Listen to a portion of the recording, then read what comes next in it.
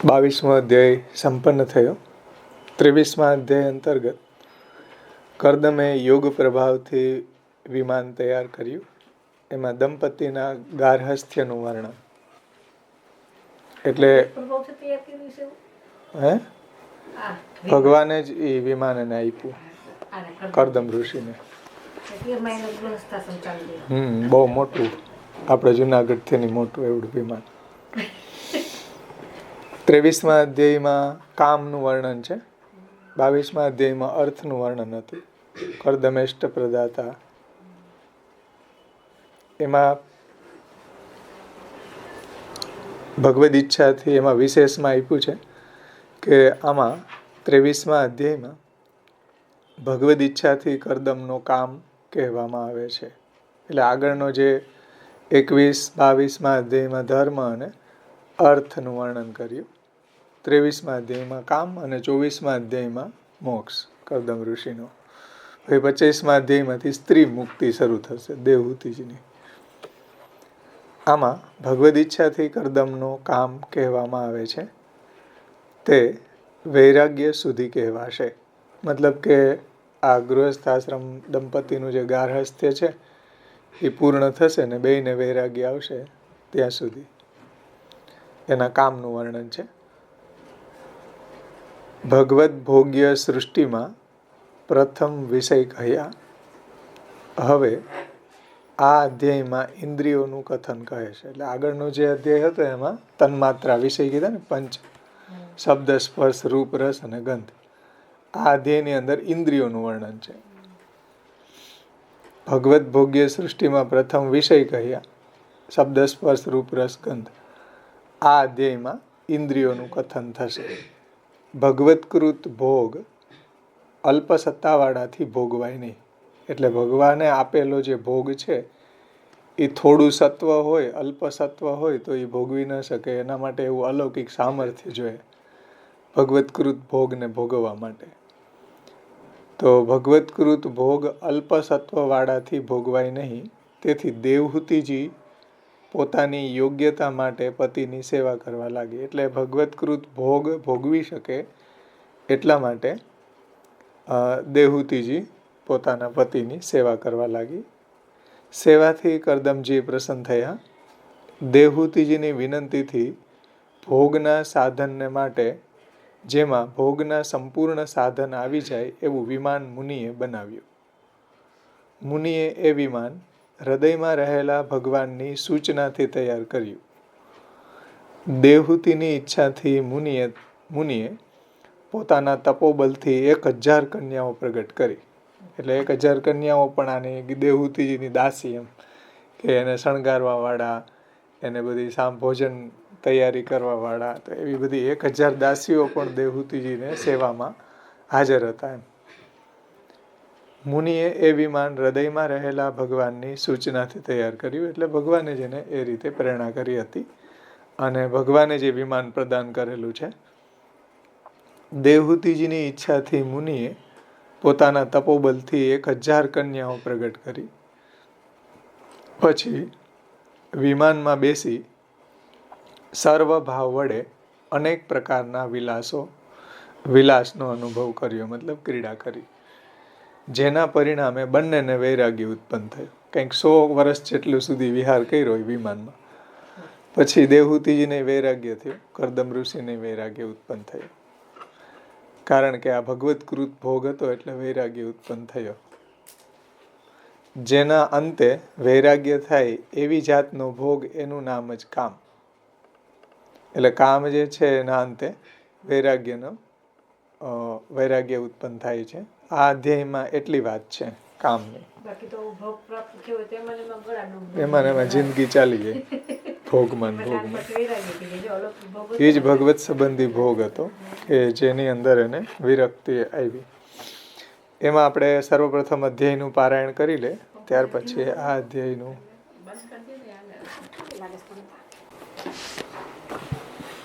અધ્યાયનું પારાયણ કરીને પછી આપણે આગળ સુબોધનીજીનું અવગાહન કરશું. મૈત્રેય વાચે. મૈત્રેયજી કહે છે, માતા પિતાના ગયા પછી જેમ પાર્વતી પોતાના પ્રભુ શિવને સેવે એટલે એની સેવા કરે છે, તેમ પતિવ્રતા અને પતિના અભિપ્રાયને જાણનારી દેહૂતિ પ્રીતિ વડે પતિની અને કરદમ ઋષિની સેવા કરવા તત્પર થઈ. દેહૂતિજી વિશ્વાસ, પતિ પવિત્રતા, આદર, ઇન્દ્રિય દમન સહિત સેવા, સૌહાર્દ અને મધુર વાણી વડે મુનિને રીઝવવા લાગ્યા. એમણે કામ, દંભ, દ્વેષ, લોભ, પાપ અને મદ એ દોષોને છોડી દીધા.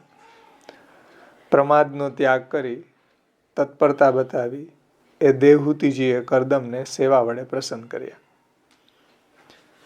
મુનિએ જોયું કે દેવહૂતિ મારી દુર્લભ કામના માટે પણ દેવથી પણ મોટા મારા પતિ પૂર્ણ કરશે એવી આશાથી બહુ અનુકૂળ વર્તન દાખવતા હતા. એટલે મુનિએ આવી રીતના દેવહૂતિજીને સેવા કરતી જોઈને એને એવું લાગ્યું કે મારી દુર્લભ કામનાને પણ દેવથી પણ શ્રેષ્ઠ મારા પતિ આ કામના મારી પૂર્ણ કરશે. એટલે દેવહૂતિનો જે કામ છે એની પ્રજા ઉત્પન્ન કરવાની છે વગેરે વગેરે. તો એવી આશાથી બહુ અનુકૂળ વર્તન દાખવતા હતા એવું કરદમને લાગ્યું. લાંબો કાળ વહી જતા સાથે ક્ષુધા, તૃષા તથા વ્રતના આચરણથી દેવહૂતિ દુર્બલ દેહવાળા થઈ ગયા હતા. એમને એવા જોઈને મુનિને કૃપા ઉત્પન્ન થઈ, એટલે એને દયા આવી. મુનિને કૃપા ઉત્પન્ન થઈ, તેથી દુઃખિત થઈ અને પ્રેમપૂર્વક કરદમ મુનિ ગદગદ વાણીથી દેવહૂતિજીને કહેવા લાગ્યા. કરદમ બોલ્યા, હે મનુની પુત્રી, તે મને માન આપ્યું એટલે મારી સેવા કરી, એનાથી હું તારી ઉપર પ્રસન્ન થયો છું. તારી પરમ સેવા અને ઉત્તમ પ્રેમ મને સંતુષ્ટ કર્યા છે. માણસ માત્રને પોતાનો દેહ સર્વથી પ્રિય હોય છે. એવા દેહને તે મારે માટે ક્ષીણ કર્યો, પણ એ દેહની દરકાર કરી નહીં એ જાણી અને હું પ્રસન્ન થઈ. એટલે કે દેવહૂતિજીએ પણ વ્રત ને આ બધું આચરીને કરદમની સેવામાં એના દેહને પણ એટલો કૃશ કરી નાખ્યો. એટલે એનો દેહ એવો કૃશ થઈ ગયો, દુબળો થઈ ગયો. એટલે કરદમ ઋષિ પ્રસન્ન થયા. ભાઈ સૌને વાલામાં વાલો પોતાનો દેહ હોય એ ક્ષીણ થઈ ગયો. કાયા રખવું હોય એ અલગ વાત છે, બાકી દેવહૂતિ કાયા રખવું હોય કે આમાં હું કામ કરીએ. અત્યારે જોઈએ તો બધા એવા જ જોવા મળે. આપણે ન કરીએ, કપડાં ધોવા વોશિંગ મશીન રાખ દો જાય, નહીતર કહી દેજો કોઈક ધોવા વાળી, વાસણ માંજવાળી રાખ દેજો, પોતા કરવા વાળી રાખ દેજો. અમે કઈ કરવાનું નથી.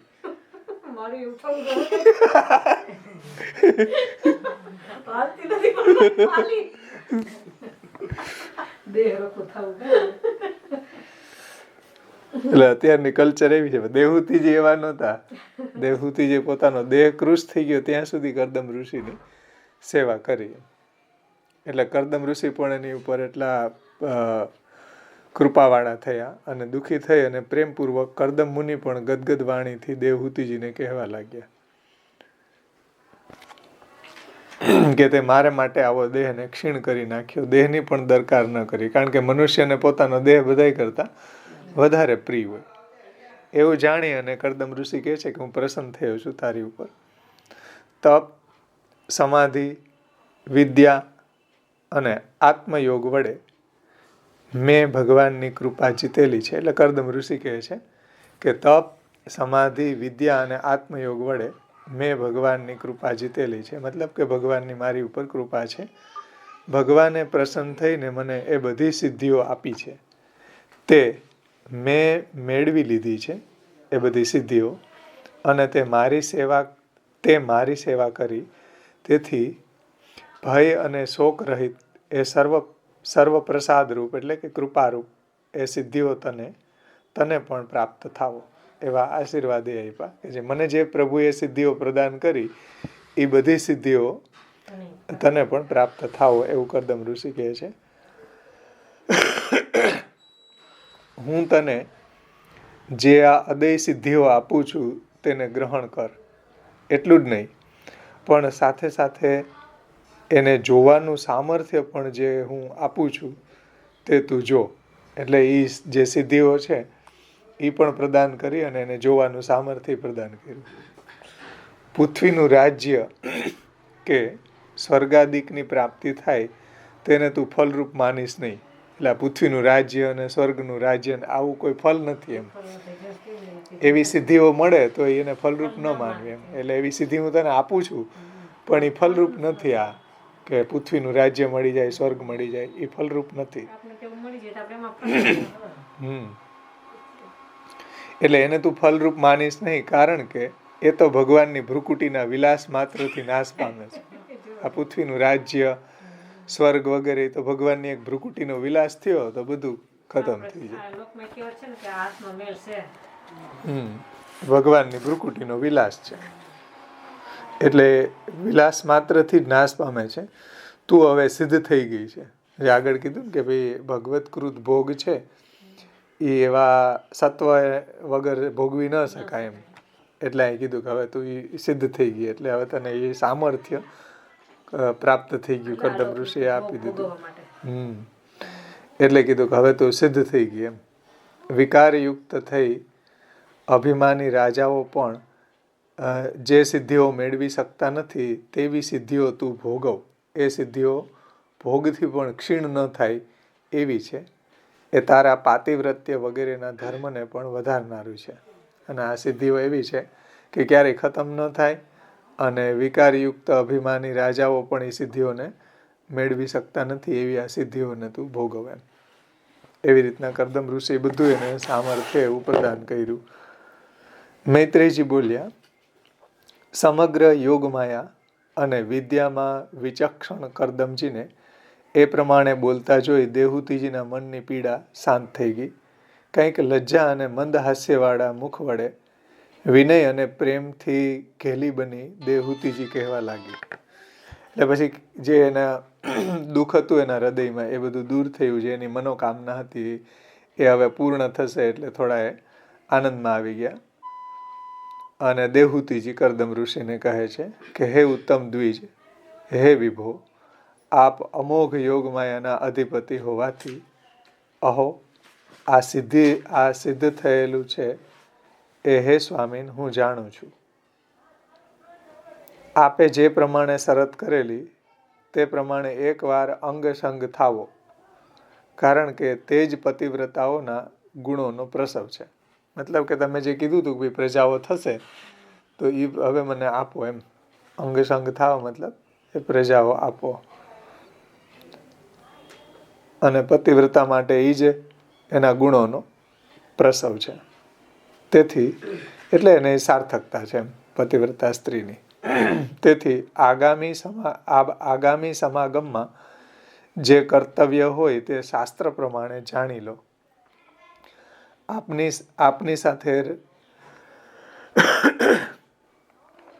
આપની સાથે રમણની ઈચ્છા કરતા કરતા મારો દેહ અત્યંત કૃશ થયો છે. જેના વડે એ રમણને લાયક થાય અને આપને ઉદ્દેશીને વધેલા કામે મારો પરાભવ કર્યો છે. તે પરાભવને દૂર કરવાને હે ઈશ, એના માટે એક યોગ્ય ભવન પણ જોઈએ. એનો પણ તમે વિચાર કરી લો. એટલે મારો દેહ જે કૃશ થઈ ગયો છે તો આવા કૃશ દેહની અંદર ભોગ ન થઈ શકે એમ. એટલે આ દેહ પહેલાં તો ભોગ યોગ્ય બને એવું તમે કરો. અને બીજું ભોગ માટેનું ભવન જોઈએ એ રીતે તો એને પણ તૈયાર કરો. એનો પણ વિચાર કરી લ્યો. મૈત્રેયજીએ કહ્યું કે હે વિદુરજી, પ્રિયાનું પ્રિય કરવા માટે ઈચ્છા પ્રમાણે ઉડતું વિમાન મુનિએ એ જ સમયે યોગ પ્રભાવથી પ્રગટ કર્યું. એટલે દેહૂતિજીનો આવી ઈચ્છા હતી એ ઈચ્છાને પૂર્ણ કરવા માટે પ્રિયાનું પ્રિય કરવા માટે કર્દમ ઋષિએ એક બહુ મોટું વિશાળ વિમાનને તૈયાર કર્યું. એ વિમાનનું વર્ણન અહીંયા આવે છે. એમાં બધી જાતની કામના પૂર્ણ કરવાના સાધનો હતા. એ દિવ્ય અને સર્વ રત્નયુક્ત હતું. એમાં સર્વ સમૃદ્ધિની સીમા જોવામાં આવતી હતી. અંદર મણીના સ્તંભની શોભા જોવાલાયક હતી. સજાવટ બધી દિવ્ય હતી. બધા સમયમાં સુખ આપનાર વિવિધ પ્રકારની ધ્વજા પતાકાઓથી એ શણગારેલું હતું. ફૂલની માળાઓમાં ભમરાઓ ગુંજારો કરી રહ્યા હતા. અનેક પ્રકારના કિંમતી બારીક સુતરાવ અને રેશમી વસ્ત્રોથી એ સુશોભિત હતું. ઉપરા ઉપરી એને અનેક માળ હતા. પાછું એક માળ વાળું નહોતું, ઉપર 3, 4, 5 માળ હતા. એવડું તો મોટું હતું વિમાન. એ બધામાં સુંદર સૈયાઓ, પલંગો, પંખાઓ અને આસનો વગેરે ભોગની વસ્તુઓ જ્યાં જોઈએ ત્યાં ગોઠવેલી હતી. એમાં અત્યંત કારીગીરીવાળું કોતરકામ જોવામાં આવતું હતું. કોઈક ઠેકાણે મરકત મણીના સ્થળ હતા, તો કોઈક ઠેકાણે પ્રવાળ મણીની વેદીઓ જોવામાં આવતી હતી. ઉમરામાં પ્રવાળ એક પ્રકારનો જે મણી છે. ઉમરામાં પ્રવાળ અને હીરાના કમાડ હતા, અને એની ઉપરના ભાગમાં ઇન્દ્ર નીલમણીના શિખરો ઉપર સોનાના કળશ આવેલા હતા. ભીંતો તેજસ્વી પદ્મરાગ મણીઓ અને હીરા મોતીની બનાવેલી હતી. ભીંતો એવી હતી, તેજસ્વી પદ્મરાગ, સ્ફટિક મણી, હીરા મણીઓની એમાં જડેલા હતા. એવી તો એની દિવાલો હતી. વિચિત્ર ચંદરવા બાંધેલા હતા. સોનાના હાર અને તોરણ લટકી રહ્યા હતા. જ્યાં જુઓ ત્યાં હંસ, પારેવા વગેરે પક્ષીઓ જાણે કે મણીના બનાવેલા હોય એમ કુંજન કરી રહ્યા હતા. તો કેટલાક મણીના બનાવેલા કૃત્રિમ પક્ષીઓ સાચા જેવા દેખાતા હતા. વિહારના સ્થાન, વિશ્રામ સ્થાન, બેઠક, આંગણા, ચોક વગેરે એવા અવર્ણનીય હતા કે જેને જોઈને ખુદ કરદમજી પણ વિસ્મિત જેવા થઈ ગયા. કરદમજીને વિસ્મય થયો આવું વિમાન જોઈને. અલૌકિક વિમાન જે ભગવાને આપેલું હતું એ જોઈને કરદમ ઋષિ વિસ્મય પામ્યા. દેહૂતિજીએ આ ભવન જોયું છતાં એનું મન અતિ પ્રસન્ન થયું. ત્યારે એટલે એનો દેહકૃશ હતો, ભોગ યોગ્ય ન હતો એમ. એટલે વિમાન ભોગની સામગ્રી તો આવી ગઈ, પણ દેહ એવો ન હોય તો શું કરવું? એટલે એનું મન અતિ પ્રસન્ન થયું. ત્યારે સર્વ પ્રાણીના અભિપ્રાયને જાણનારા મુનિ બોલ્યા કે હે ભીરુ, આ જળાશયમાં ડૂબકી મારી આ વિમાન ઉપર ચડી આવો. આ ભગવાનનું બનાવેલું તીર્થ છે. એટલે આ બિંદુ સરોવર. બિંદુ સરોવર ભગવાને બનાવ્યું છે ને, ભગવાનનું આંસુ ત્યાં પડ્યા એમાંથી બિંદુ સરોવર પ્રગટ થયું. તો આ ભગવાનનું બનાવેલું તીર્થ છે, તે મનુષ્યના મનોરથને પૂર્ણ કરશે. એટલે તમે એમાં સ્નાન કરીને આ વિમાન ઉપર ચડી જાઓ. કમલના જેવા નેત્રોવાળી દેહૂતિજીએ પોતાના પતિની વાત માની સરસ્વતીના પવિત્ર જલથી ભરેલા તે સરોવરમાં પ્રવેશ કર્યો.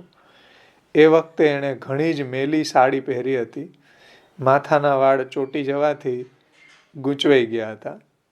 શરીર ઉપર મેલ જામ્યો હતો અને સ્તનો શોભા રહિત હતા. જળમાં પ્રવેશ કરતા જ એમણે ત્યાં કિશોર વયવાળી તથા કમળના સરખી સુગંધવાળી 1000 કન્યાઓને જોઈ. દેહૂતિજીને જોઈને એ સ્ત્રીઓ એની પાસે આવી અને હાથ જોડીને કહેવા લાગી કે અમે આપની દાસીઓ છીએ. આપની આજ્ઞા હોય તે કહો, અમે શું કરીએ?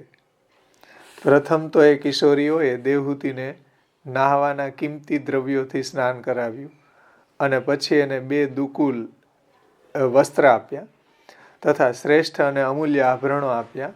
એટલું જ નહીં, સર્વરસવાળું અન્ન અને સ્વાદિષ્ટ અને માદક પેય એટલે પીવાના પદાર્થો પણ હાજર કર્યું. એણે દર્પણમાં જોયું તો પોતાનો દેહ શુદ્ધ વસ્ત્રો અને સુંદર માળાથી અલંકૃત થયો હતો. એટલે ઓલામાં સ્નાન કર્યું એણે, ત્યાં એનો દેહ એવો દિવ્ય બની ગયો દેહૂતિજીનો. કન્યાઓએ દેહને શુદ્ધ કરી મંગલ કર્યું અને બહુ માન આપ્યું. એણે માથે સ્નાન કર્યા પછી સર્વ આભરણ ધારણ કર્યા, કંઠમાં ઘરેણાં પહેર્યા તથા પગમાં સોનાના નુપુર ધર્યા. એણે નિતંબ ઉપર સોનાનો કંદોરો પહેર્યો હતો, જેમાં અનેક રત્નો જડેલા હતા. કંઠમાં ધારણ કરેલા હારોમાં મોટા મોટા પદકોની શોભા હતી. એના દાંત સુંદર હતા. ભ્રમરો એની સુંદર હતી. કટાક્ષયુક્ત સ્નિગ્ધ અને શ્લક્ષણ અપાંગથી પદ્મના કોષ જેવા નેત્ર હતા.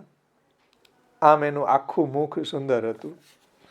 દેહૂતિજીએ મુનિઓ દેવહૂતિજીએ મુનિઓમાં શ્રેષ્ઠ એવા પોતાના પતિ કરદમને સંભાળ્યા કે તરત જ એમને ત્યાં હાજર થયેલા જોયા કરદમ ઋષિને, અને સ્ત્રીઓને પણ ત્યાં જ જોઈ. પોતાના પતિની સાથે 1000 દાસીઓ તથા આવી સમૃદ્ધિ જોઈને દેવહૂતિજીને પ્રથમ તો મોટું આશ્ચર્ય જેવું લાગ્યું કે આ બધું ક્યાંથી આવી ગયું.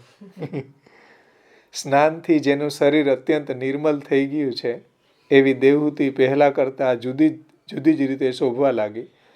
મનોહર સ્તનોને ચોલીમાં ઢાંકેલા રાખતી એ ઉત્તમ સૌંદર્યયુક્ત દીપી રહી હતી. સુંદર વસ્ત્રવાળી 1000 વિદ્યાધરી જેની સેવામાં હાજર હતી એવા તેવી દેવહૂતિજીને જોઈને મુનિને પણ કામ ઉત્પન્ન થયો, અને હે અમિત્રહન, તેમણે દેવહૂતિને વિમાનમાં બેસાડી.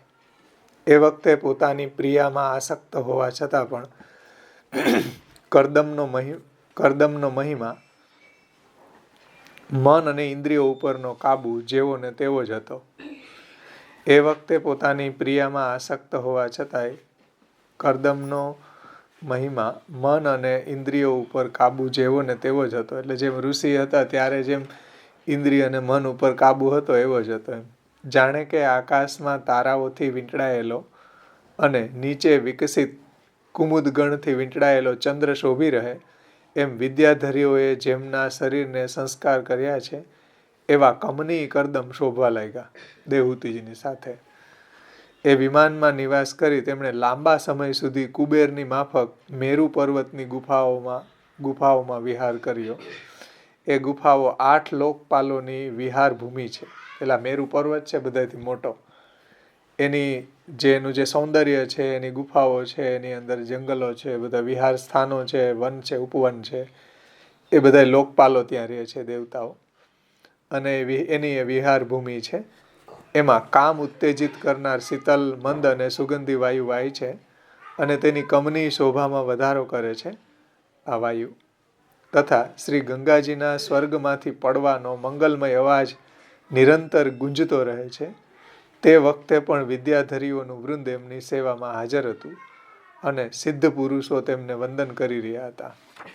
આ કરદમ ઋષિને દેવહૂતિજીને. વૈશ્રંભક, સુરસન, નંદન, પુષ્પભદ્ર, માનસ અને ચૈત્રરથ્ય એવા લોકપાલોને વિહાર કરવાના 6 સ્થાન છે. આ ત્યાંના ફરવાલાયક સ્થાનો બતાવ્યા. આ નંદનવન એ બધા એના બગીચાઓ છે. પુષ્પભદ્ર એના ઉપવન છે, વનો છે, એ 6 સ્થાન છે. એ બહુ મોટા મોટા ફરવાલાયક છે. એમાં રમાએ રમણ કરાવેલા મુનિએ રમણ કર્યું. એમાં આ દેવહૂતિજીની સાથે મુનિ ત્યાં વિહાર કરે છે. એમનું વિમાન મોટું, દૈદીપ્યમાન અને ઈચ્છા પ્રમાણે ગતિ કરનારું હતું. એમાં બેસી અને મુનિએ વાયુની પેઠે બધા લોકમાં વિહાર કરતા બીજા વિમાન વિહારી દેવતાઓથી પણ આગળ નીકળી ગયા એવું વિમાન હતું. તીર્થો જેમના ચરણમાં છે એવા ભગવાનના સર્વ દુઃખોનો નાશ કરનાર ચરણોનો આશ્રય જેમણે કર્યો છે. તીર્થો જેમના ચરણમાં છે એવા ભગવાનના સર્વ દુઃખોનો નાશ કરનાર ચરણોનો આશ્રય જેમણે કર્યો છે તેવા બંધન રહિત પુરુષને માટે ન પ્રાપ્ત થઈ શકે એવું શું છે? કાંઈ જ નથી. એને તો સર્વ કાંઈ સિદ્ધ જ છે. સમગ્ર ભૂમંડળ ઉપર ફરીને જ્યાં જે વસ્તુ છે ત્યાં જઈ તે વસ્તુ બતાવીને મુનિ પોતાના સ્થાને પાછા આવ્યા. એટલે આખી વર્લ્ડ ટૂર કરાવી એને. બધા જે ફરવાના સ્થાનો છે એ બધા ફરી આવ્યા, વિહાર કરી આવ્યા. અત્યારે જેમ જાય ને કાશ્મીર ને ઉડુકેનાલ ને આબુ ને, એમાં આ તો આખા વર્લ્ડના બધા અલૌકિક દિવ્ય સ્થાનો દેવોના એ બધી જગ્યાએ વિહાર કર્યો. પછી એમણે પોતાને 9 રૂપમાં વિભક્ત કરી, એટલે આ કરદમ ઋષિએ પોતાને 9 રૂપમાં વિભક્ત કરી રતિ સુખને માટે અત્યંત ઉત્સુક મનુકુમારી દેવહૂતિને આનંદ આપતા એની સાથે ઘણા વર્ષો સુધી વિહાર કર્યો. પણ એટલો લાંબો સમય એવો લાગ્યો કે એક મુહૂર્ત જેટલો જ. તે સુંદર વિમાનમાં પતિના સંગમાં પ્રીતિ કરનારી અને સુંદર શૈયામાં રમણ કરતા કરતા કેટલોય સમય ગયો છતાં દેવહૂતિજીને એની ખબર પણ ન પડી. એવી રીતના યોગના અનુભવથી વિહાર કરતા પતિ પત્નીને કામની લાલસામાં 100 વર્ષ આંખના પલકારાની જેમ ચાલ્યા ગયા.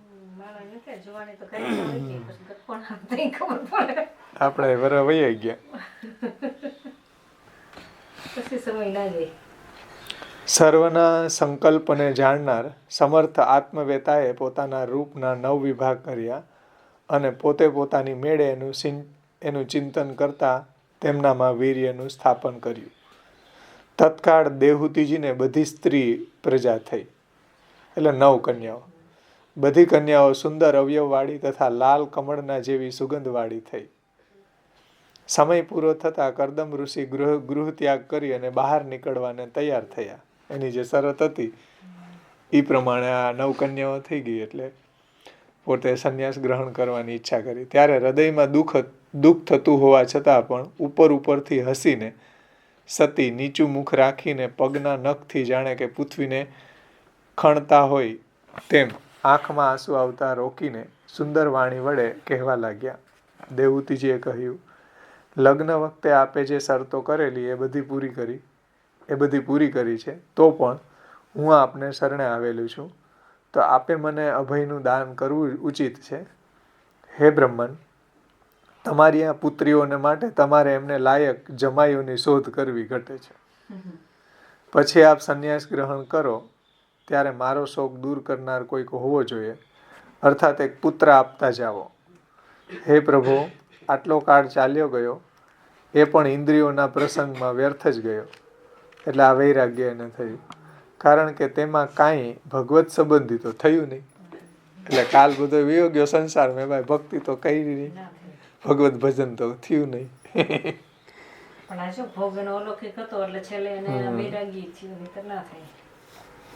એટલે ભગવત સંબંધી થવું એ જ જીવનની સાર્થકતા છે. 100 વર્ષ જીવી ગયા પણ શું કામના?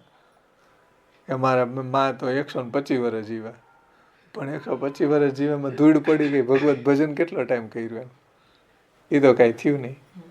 એટલે કહે છે કે ઇન્દ્રિયોના પ્રસંગમાં, એટલે એને સંતુષ્ટ કરવામાં આટલા વર્ષો વ્યર્થ જ ગયા, કારણ કે એમાં કાંઈ ભગવત સંબંધી તો થયું નહીં.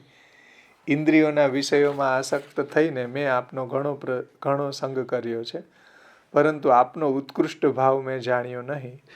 આ દેવહૂતિજી કરદમ ઋષિને કહે છે. તો પણ આપનો એ સંગ મને અભયને માટે થાય એવી કૃપા કરો.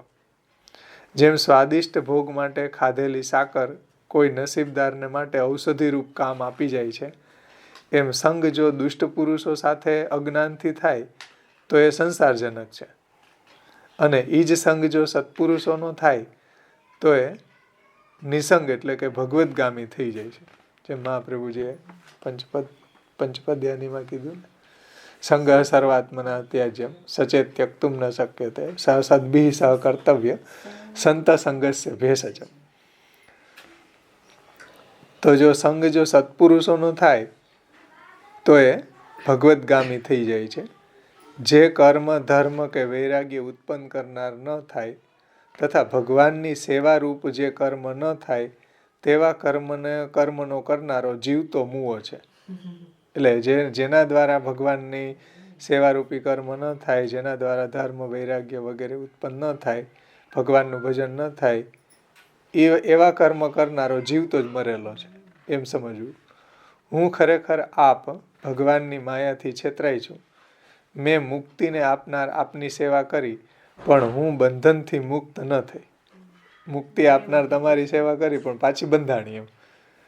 એટલે મને એવો એક પુત્ર આપતા જાઓ કે જેનાથી આ મારું બંધન છૂટે એમ.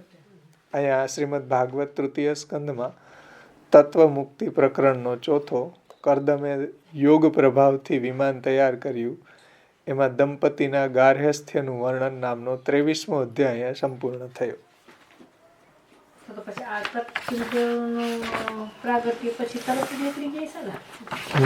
કપિલ ભગવાનનો થયા પ્રેગટા એટલે પછી તરત કરદમ ઋષિની કે આગળના અધ્યાયમાં એ જ આવશે. કપિલ દેવજીનું પ્રાગટ્ય અને કરદમનું વનમાં જવું એ 24મા અધ્યાય. એ તો ભગવાન જ હતા, તરત જ મોટા થઈ ગયા. જો એમાં ચિત્ર આગળ આપ્યા ને, આગળ જ જા કપિલ ભગવાન સીધું એને જ્ઞાન જ આપ્યું. પછી તો સાંખ્ય યોગ ને આમાં દેવહૂતિજીને જો બતાવ્યા ને, આમાં કેવું વર્ણન છે, આમાં વ્યવસ્થિત નથી બતાવ્યા. આમાં ચિત્ર વ્યવસ્થિત આમ કઈક આપ્યું હોય તો આમ આમાં વર્ણન થયું એવું લાગે. હા, સબરી જેવા બતાવ્યા સાવ. હા, કપિલ ભગવાન ને સરસ બતાવ્યા. દેવહૂતિજીને આમ વ્યવસ્થિત ચિત્રની જરૂર હતી. વર્ણન કેવું છે એ પ્રમાણે કર્યું સુંદર લાગે. તો અધ્યાયનું પારાયણ આપણે કર્યું. હવે આપણે શ્રી મહાપ્રભુજીના શબ્દોમાં સુબોધજીથી પેલા સર ભાગવતાર્થ પ્રકરણમાં જોઈ લે.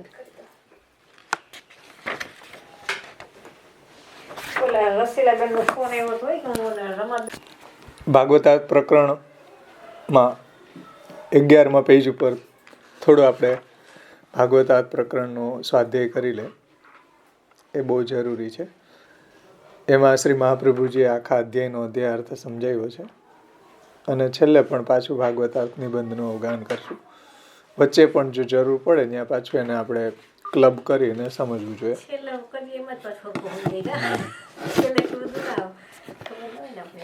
એમાં વિવાહ થયા પછી દેવહૂતિજીએ ભક્તિથી કરદમજીની સેવા કર્યાનું શા માટે કહેલ છે? કરદમે વિવાહ પછી પણ તપ શા માટે કર્યું? એવા પ્રશ્ન થાય તો જાણવું કે તેઓના કાર્ય પુત્રીઓ શુદ્ધ થાય તે માટે દેવહૂતિજીએ વિવાહ પછી ભક્તિથી કરદમની સેવા કરેલી. આવું થાય ને કે ભાઈ વિવાહ થયા પછી તો પ્રજા ઉત્પન્ન કરવી જોઈએ, એને બદલે તપ કર્યું. દેવહૂતિજીએ કેટલો ટાઈમ એની સેવા કરી, દેહ કૃશ થઈ ગયો ત્યાં સુધી. આવો પ્રશ્ન ન થાય. મહાપ્રભુજી એવો પ્રશ્ન ઉઠાવ્યો હોય પુત્રીઓ શુદ્ધ થાય એમ, કારણ કે એના દ્વારા આખું સૃષ્ટિ ઉત્પન્ન થવાની છે. ભગવદીઓ થાય તો પ્રજા એવી થાય ને, નહીં તો થાય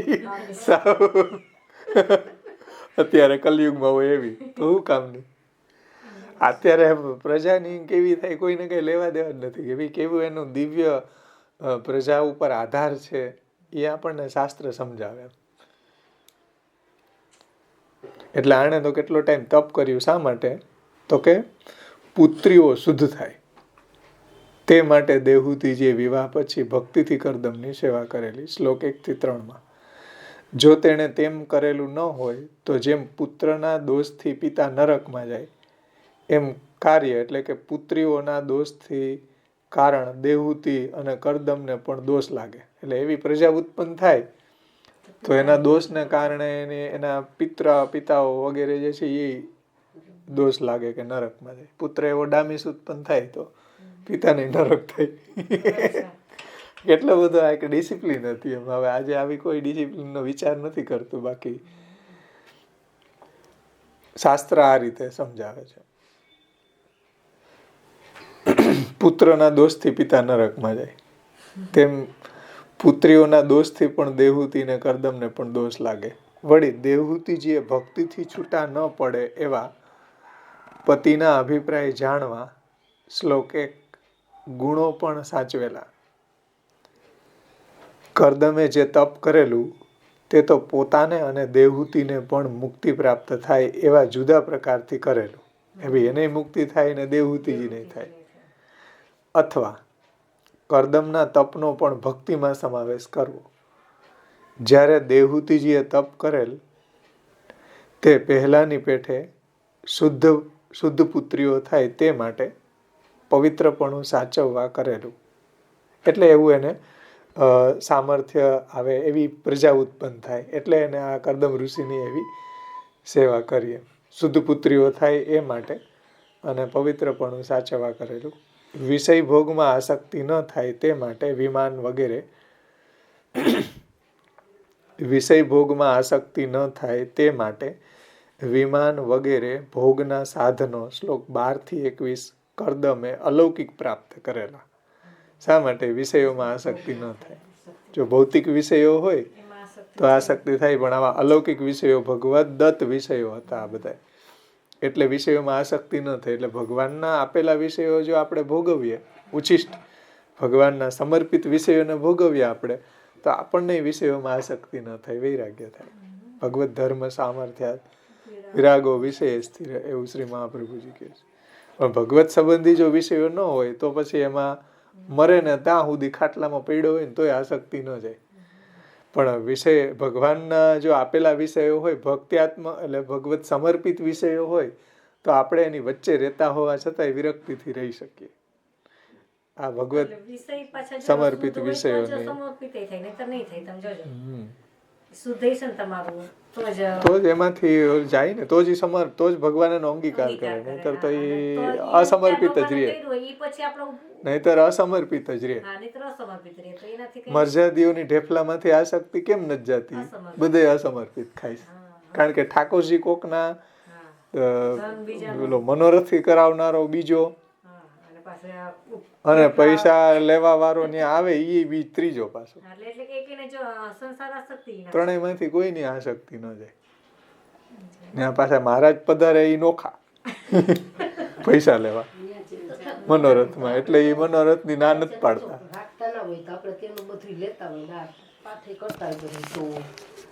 આગળ કહે છે શ્લોક 12 કર્દમે યોગનો આશ્રય કર્યાનું કહેલું છે. એટલે આગળ કીધું ને કે યોગના પ્રભાવથી એને વિમાન તૈયાર કર્યું ને. શ્રી મહાપ્રભુજી એમાં ખુલાસો કરે છે કે યોગ એટલે ભગવાનનું ધ્યાન. અહીં યોગનો અર્થ કોઈ જે યોગ માર્ગ વાળો યોગ જે છે એ યોગની વાત નથી, પણ યોગનો અર્થ અહીંયા ભગવાનનું ધ્યાન, ભગવત ધ્યાન. એમ જો તેણે ભગવાનનું ધ્યાન કર્યું ન હોત તો ભગવાનની કૃપાથી ઉત્પન્ન થયેલા વિમાન વગેરે એને પ્રાપ્ત ન થાત અને વિષય ભોગથી તેનું બંધન થાત. એટલે જો ભગવાનની કૃપાથી મળેલા ભોગ ન હોત તો પછી ઈ જે ભોગ મળ્યા હોત એને, તો એ બધા એને વિષયોમાં બંધન કરનારા થાત. પણ જો ભગવત દત્ત ભોગ છે, ભગવાન આપેલા ભોગ એવા હોય કે આપણને બંધનકારી ન હોય. એમ એટલે ભગવાન જે આપણને ભક્તોને ભોગ આપે એ આપણને ભગવદ આસક્તિ વધારનારા હોય, વિષય આસક્તિ વધારનારા ન હોય. એમ હા, ત્યારે વિમાન કેવી રીતના ઉત્પન્ન થયું એવો પ્રશ્ન થાય તો જાણવું કે ભગવાને તે મોકલેલું. એટલે આ યોગ પ્રભુનું એને ધ્યાન ધર્યું તો પ્રભુએ જ મોકલ્યું. તામસ વિમાન શ્લોક 12-21 રાજસી કન્યાઓ, એટલે ઓલી જે 100 શ્લોક 25-28 અને બ્રહ્માંડના પ્રદેશોનું જ્ઞાન જે આગળ આવ્યું હતું, મેરુ પર્વતના બધા લોકપાલોના સ્થળો શ્લોક 40-43 કરદમને ભગવાનની કૃપાથી જ પ્રાપ્ત થયેલા. આ બધું ભગવાનની કૃપાથી એને મળ્યું. આ વિમાન ને આ દાસીઓ ને બધું જ વૈભવ ને. ત્યારે એમ સ્પષ્ટ ન કહેતા કરદમે તે ઉત્પન્ન કર્યાનું કેમ કહ્યું? તો ભાગવતમાં તો એમ આપણે જોયું ને કે કરદમે ઉત્પન્ન કર્યું વિમાનને યોગ બલથી. તો એમ કેમ કીધું? એવો પ્રશ્ન થાય તો જાણવું કે સ્ત્રી દેવહૂતિજીને કરદમનું મહાત્મ્ય જણાય તે માટે તે કરદમે ઉત્પન્ન કર્યાનું કહ્યું. એટલે દેવહૂતિજીને પોતાના પતિનું આવું મહાત્મ્ય છે એવું જણાવવા માટે આ ત્યાં કીધું નથી. એમ કરદમજીએ ઉત્પન્ન કર્યું એમ કહ્યું છે. છતાં પણ તે ભગવાને આપેલ એ વિષય ચોક્કસ સિદ્ધ કરે તેવો તર્ક કહેવો જોઈએ કે ભાઈ ભગવાને જ આપેલું છે અને પ્રૂફ તર્ક ચોક્કસ કહેવો જોઈએ. એવો વિચાર આવે તો જાણવું કે ભગવાને તે આપેલ હોવાથી જ કરદમ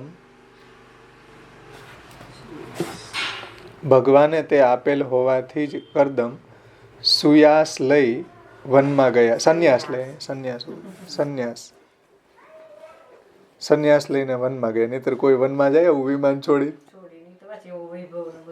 ઘરે ન છૂટતું આવડું 3-4 માંડવું આટલું પુખરાજ મણી, પદ્મ મણી, ઇન્દ્ર નીલ મણીને સોનાની ભીતું એની દિવાલો. અત્યારે એક મણી મળી જાય ને તો કરોડો રૂપિયાને એક મણી થાય. જોયા નહીં હોય નીલ મણી, પદ્મ મણી, એક મણી ને તો દિવાલો હતી સ્ફટિક મણીની. ઈ તો એમ નહીં, ઈ તો કઈ છોડીને થોડા જઈ છે, ઈ તો પછી પરાણે જવું પડે. ઈ તો એના હાથમાં જ નથી એટલે બાકી તો એને રાય જ રહેવું છે. કોને મરવું હોય અત્યારે? કોઈ મનવંતર સુધી મનવંતર સુધી ખેંચી લે, કોઈ નામ જ ન લે. છોડીને જવું પડે એક વસ્તુ અલગ છે ને વૈરાગ્ય આવે એક વસ્તુ અલગ છે. હા, એટલે ભગવાને તે આપેલું હોવાથી જ કરદમ ઋષિએ સંન્યાસ લઈને વનમાં ગયા. પછી પણ તે વિમાન દેવહૂતિજી પાસે રહેલું હતું. હા, નહીતર શું થાત કે જો યોગ બલથી ઉત્પન્ન કરેલું હોય તો એ અંતર્ધ્યાન થઈ કરદમ ઋષિની જતાની સાથે એમ. પણ ભગવાને આપેલું હોવાથી કરદમ ઋષિ ગયા તો એ વિમાન તો હતું જ એમ. ભગવાને તે વિમાન વગેરે મોકલેલ અને કરદમે યોગથી ઉત્પન્ન કરેલ ન હતા, તેથી જ તે રહેલા. જો કરદમે યોગથી ભોગ માટે ઉત્પન્ન કરેલ હોત તો ભોગ કરવાનું બંધ રહ્યું ત્યારે તે જતા જ રહે. આ વિમાનને બધું જતું રહે તેમ. ઓલી દાસીઓનું ઓલું. કરદમે પોતાના સ્વરૂપના 9 વિભાગો કરીને દેવહૂતિજીમાં ગર્ભાધાન કેમ કર્યું? એટલે અલગ અલગ રીતે 9 સ્વરૂપો કરદમ ઋષિ ઉત્પન્ન કર્યા પોતાના જેવા જ, અને અલગ અલગ રીતે ગર્ભાધાન કર્યું દેવહૂતિજીમાં 9, એટલે 9 કન્યાઓ થઈ ને. તો એનું કારણ શું? એમ એકલા પોતે જ કરી શકતા હતા એમ, એટલે આવું કેમ કર્યું? કરદમે પોતાના સ્વરૂપના 9 વિભાગો કરી અને દેવહૂતિજીમાં ગર્ભાધાન કેમ કર્યું? શ્લોક 47 આ વાત કહી છે. એવો પ્રશ્ન થાય તો જાણવું કે પોતાની કાયાના 9 વિભાગો કરી અને પોતાના 9 સ્વરૂપો કરી અને જુદા જુદા સ્વરૂપથી ગર્ભાધાન કર્યું. શા માટે? ભવિષ્યમાં સંતાનોમાં પરસ્પર વિવાહ થઈ શકે તે માટે જુદી જુદી પરંપરા એટલે કે ગોત્ર થયેલા. એટલે ભવિષ્યમાં પાછા પરસ્પર સંતાનો થાય એટલે અલગ અલગ પુત્રીઓ ઉત્પન્ન કરી એમ. હા, અલગ અલગ અંદરો અંદર એમ. કારણ કે નહીતર તો આ ઋષિ મુનિઓને પાછા પુત્રો ને પૌત્રો થાય, લગ્ન ક્યાં કરવા? તો આ બધી કન્યાઓ ના જ થયા તો એનાથી જ આ જગત ભરાઈ ગયું. એટલે કરદમ ઋષિએ અલગ રૂપ ધારણ કરીને 9 રૂપો ધારણ કરીને અલગ અલગ રીતે ગર્ભાધાન કર્યું. એટલે એના ગોત્ર બદલી ગયા, જુદા જુદા થયા એમ. એટલે ભવિષ્યમાં સંતાનોમાં પરસ્પર વિવાહ થઈ શકે તે માટે જુદી જુદી પરંપરા એટલે કે ગોત્ર થયેલા એમ જણાવવા માટે તેણે તે પ્રમાણે ગર્ભાધાન કર્યું. એટલે 9 રૂપો ધારણ કરી અને અલગ અલગ રૂપથી ગર્ભાધાન કર્યું. આ સૃષ્ટિ ગુણવાળી જ છે, તેથી 9 વિભાગો કર્યા. 9 રાજસ તામસ સાત્વિક ત્રણેયના 3 તંતેરી 9 થયા ને. કારણ કે આ સૃષ્ટિ ગુણવાળી છે. ગુણથી પર સૃષ્ટિ તો ભગવદ રૂપ છે. તેથી ગુણવાળી સૃષ્ટિ હોવાથી કાયાના વિભાગ કરી અને જુદા જુદા 9 પ્રકારે ગર્ભાધાન કર્યું. એટલે 9 કન્યાઓ થઈ ને, તામસ રાજસ સાત્વિક ને ત્રણેયના 3 એટલે 9 ગુણવાળી. એમ કરવામાં દેવહૂતિજી સહમત કેમ થઈ? આવી રીતના જો 9 રૂપ કરદમ ઋષિએ ધારણ કરીને ગર્ભાધાન કર્યું હોય તો દેવહૂતિ કેમ એમાં તૈયાર થયા? એવો પ્રશ્ન થાય તો જાણવું કે તેના તે સ્વરૂપો એક સરખા હોવાથી, એટલે કરદમ ઋષિના એ સ્વરૂપો છે એ એક જ સરખા હોવાથી દેવહૂતિજીને તે જાણવામાં ન આવવાથી કાંઈ વિઘ્ન થયું નહીં એમ. એટલે કાંઈ વિઘ્ન નથી અને જાણવામાં જ ના આવ્યું, કારણ કે એક જ રૂપો હતા, બધા એક જ સરખા હતા. તેથી સંતાનો દોષ વિનાના પણ થયા અને વીર્યના સેચન રૂપી ફલ તો જુદું જુદું થયું. એટલે સંતાનો એક સરખા થયા પણ વીર્યનું આધાન જે છે એ અલગ અલગ થયું. 9 રૂપ ધારણ કરીને અલગ અલગ રીતે કરદમ ઋષિએ કર્યું. વીર્યનું સેચન જુદા જુદા થવા છતાં પણ દેવહૂતિજીને તેની ખબર કેમ ન પડી? એવો પ્રશ્ન થાય તો જાણવું કે વીર્યનું સેચન એક પછી એક તરત જ થયું અને તેમની વચ્ચેનો કાલ ઘણો સૂક્ષ્મ એટલે કે અલ્પ હોવાથી દેવહૂતિ તે જુદું જુદું થયાનું જાણી શક્યા નહીં. મૈથુન ધર્મથી જ સૃષ્ટિ ઉત્પન્ન થાવો એવી ભગવાનની ઈચ્છા હતી. આપણે આગળ જોયું હતું ને કે ભાઈ આ મનુ અને શત્રુપા થયા પછી આગળ મૈથુન ધર્મથી થાય એમ. ત્યાં સુધી બધી જે થયું એ બ્રહ્માજીમાંથી સ્વયંભૂ થયું. અને પછી ભગવાનની ઈચ્છા એવી હતી કે હવે મૈથુન ધર્મથી થાય. તેથી મરીચી વગેરે પત્નીઓની જરૂર, મરીચી વગેરેને એટલે આંગીરા મરીચી જે ઋષિઓ ઉત્પન્ન થયા ને બ્રહ્માજીમાંથી, એને પત્નીઓ ક્યાંથી? પત્ની હોય તો એ આગળ સૃષ્ટિ ઉત્પન્ન કરે ને. એટલે આ 9 કન્યાઓ થઈ, એ એક એકને પરણાવી. મરીચી, અંગીરા, અત્રી બધા છે ને. હા, પુલત્સ્ય, પુલક, ઋતુ, ભૃગુ, વશિષ્ઠ અને અથર્વા, એ બધા નવ ઋષિઓ હતા. અને 10માં નારદજી. નારદજી એમને રહ્યા બ્રહ્મચારી. એને ભગવાનનું ભજન કર્યું. આપણે આમાં પડવું નથી ભાઈ. પુત્રી કલા એ મરીચીને દીધા, હા. અંશોયા પુત્રી ઋષિને દીધા, શ્રદ્ધાને અંગીરા ઋષિ સાથે, હા હવિભુને પુલસ્ય સાથે, ગતિયતી પુલહ એની સાથે, ક્રિયાને કૃતુ સાથે, ખ્યાતિને ભૃગુ સાથે, હા અરુધતીને અરુંધતી. વશિષ્ઠ સાથે અને શાંતિને અથર્વા સાથે. એ આગળના અધ્યાયમાં આવશે. 7 પુત્રી સાથે. હમ. 9 પુત્રી 9 ઋષિ. હા 9. મૈથુન ધર્મથી સૃષ્ટિ ઉત્પન્ન થાવો એવી ભગવાનની ઈચ્છા હતી. તેથી મરીચી વગેરે પત્નીઓની જરૂર હોવાથી વિવાહ કરવાની ઈચ્છા હતી. તેમજ સ્ત્રી દેવહૂતિજીને પણ ઘણા સંતાનો પોતાને થાય એવી ઈચ્છા હતી. એટલે દેવહૂતિજીની એવી ઈચ્છા હતી કે મારે ઘણા સંતાનો થાય, એનો ઈ મનોરથ પણ પૂરો થયો. વળી કરદમજીએ પણ એવા કરાર કરેલ કે મારું પોતાનું આત્મનઃ એટલે કે તેજ એટલે દેવહૂતિજી ધારણ કરે ત્યાં સુધી જ હું એની સાથે વ્યવહાર કરી પછી સંન્યાસ લઈશ. અહીં મિસપ્રિન્ટ થઈ ગઈ છે. સંન્યાસ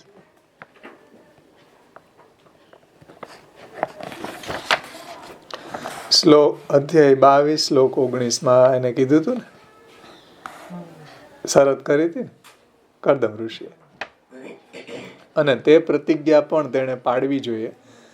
મરીચી વગેરેને પત્નીઓ પ્રાપ્ત થાય, દેવહૂતિજીની ઘણા સંતાનોની ઈચ્છા પૂર્ણ થાય અને પોતાની પ્રતિજ્ઞા પણ સચવાય. એ પ્રયોજનથી કરદમે પોતાની કાયાના 9 વિભાગો કરી જુદા જુદા 9 પ્રકારે ગર્ભાધાન કર્યું. એમ હોય તો પણ કરદમની પોતાની પ્રતિજ્ઞા સચવાય નહીં, કારણ કે તેણે દેવહૂતિજીમાં મૂકેલ તેજ એટલે કે વીર્ય એકનું જ હતું. એટલે કરદમનું જ,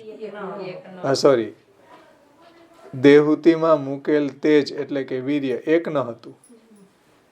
ઉલટું ઘણા પુરુષનો સંબંધ થવાથી, તેમ કરવાથી તેને પોતાને અને તેની સ્ત્રી દેવહૂતિને દોષ જ લાગે. ઘણા પુરુષ એટલે કરદમે 9 રૂપ ધારણ કર્યા ને, અલગ અલગ પોતે જેટલા રૂપ ધારણ કરીને સેચન કર્યું એમ. તો આ રીતે કરવાથી એને દેવહૂતિજીને દોષ લાગે એવો વિચાર ન કરવો. કારણ કે આત્મનઃ એટલે કે મારા આત્મા એટલે અહંકારનું તેજ ધારણ કર. અધ્યાય 22 શ્લોક 19 એવી એની પ્રતિજ્ઞા હોવાથી, એટલે મારા આત્માનું તેજ ધારણ કર. તો એ કરદમનું જ હતું. કરદમે ભલે અલગ અલગ રૂપ ધારણ કર્યા પણ છે તો કરદમ પોતે જ એ રૂપોમાં એમ. એટલે મારા આત્માનું જ તેજ ધારણ કર એવી પ્રતિજ્ઞા હોવાથી અહીં અહંકારનું સ્વરૂપ જણાવવું જોઈએ. અને તે 3 ગુણવાળો હોવાથી અહંકાર તેના 9 સ્વરૂપો થાય છે. એટલે અહંકાર સાત્વિક, રાજસ અને તામસ 3 ગુણો હોવાથી ત્રણેયના 3 એટલે 9 સ્વરૂપો થાય. વળી સાંખ્ય પ્રકરણ છે, અને આ સાંખ્ય પ્રકરણ છે એટલે સાંખ્યમાં આ રીતે ગણના આત્મનઃ શબ્દમાં જાતિ ધ્યાનમાં લઈને એક વચનનો પ્રયોગ કરેલો છે. એટલે ઉપર કીધું ને મારા આત્મા, આત્મનઃ, આમ ઉપર ઇન્વર્ટેડ કોમા આપ્યું ને, આત્મનઃ મેં. એ જે આત્મનઃ શબ્દ છે એ એક વચનમાં છે, બહુવચનમાં નથી. મેં એટલે કરદમે એક વચનનો પ્રયોગ કરેલો છે. અને તે વચન પ્રતિજ્ઞા પણ મનુ વગેરેના ચિત્તની પરીક્ષા કરવા જ કહેલું હોવાથી એ પણ યોગ્ય જ છે. અને એ પ્રતિજ્ઞા કરીને આ 19મા શ્લોકમાં, 22મા અધ્યાયના 19મા શ્લોકમાં ત્યાં આત્મનઃ એટલે મેં, એ પણ જેને પ્રતિજ્ઞા કરેલી એ મનુ વગેરેના ચિત્તની પરીક્ષા લેવા જ કરેલી.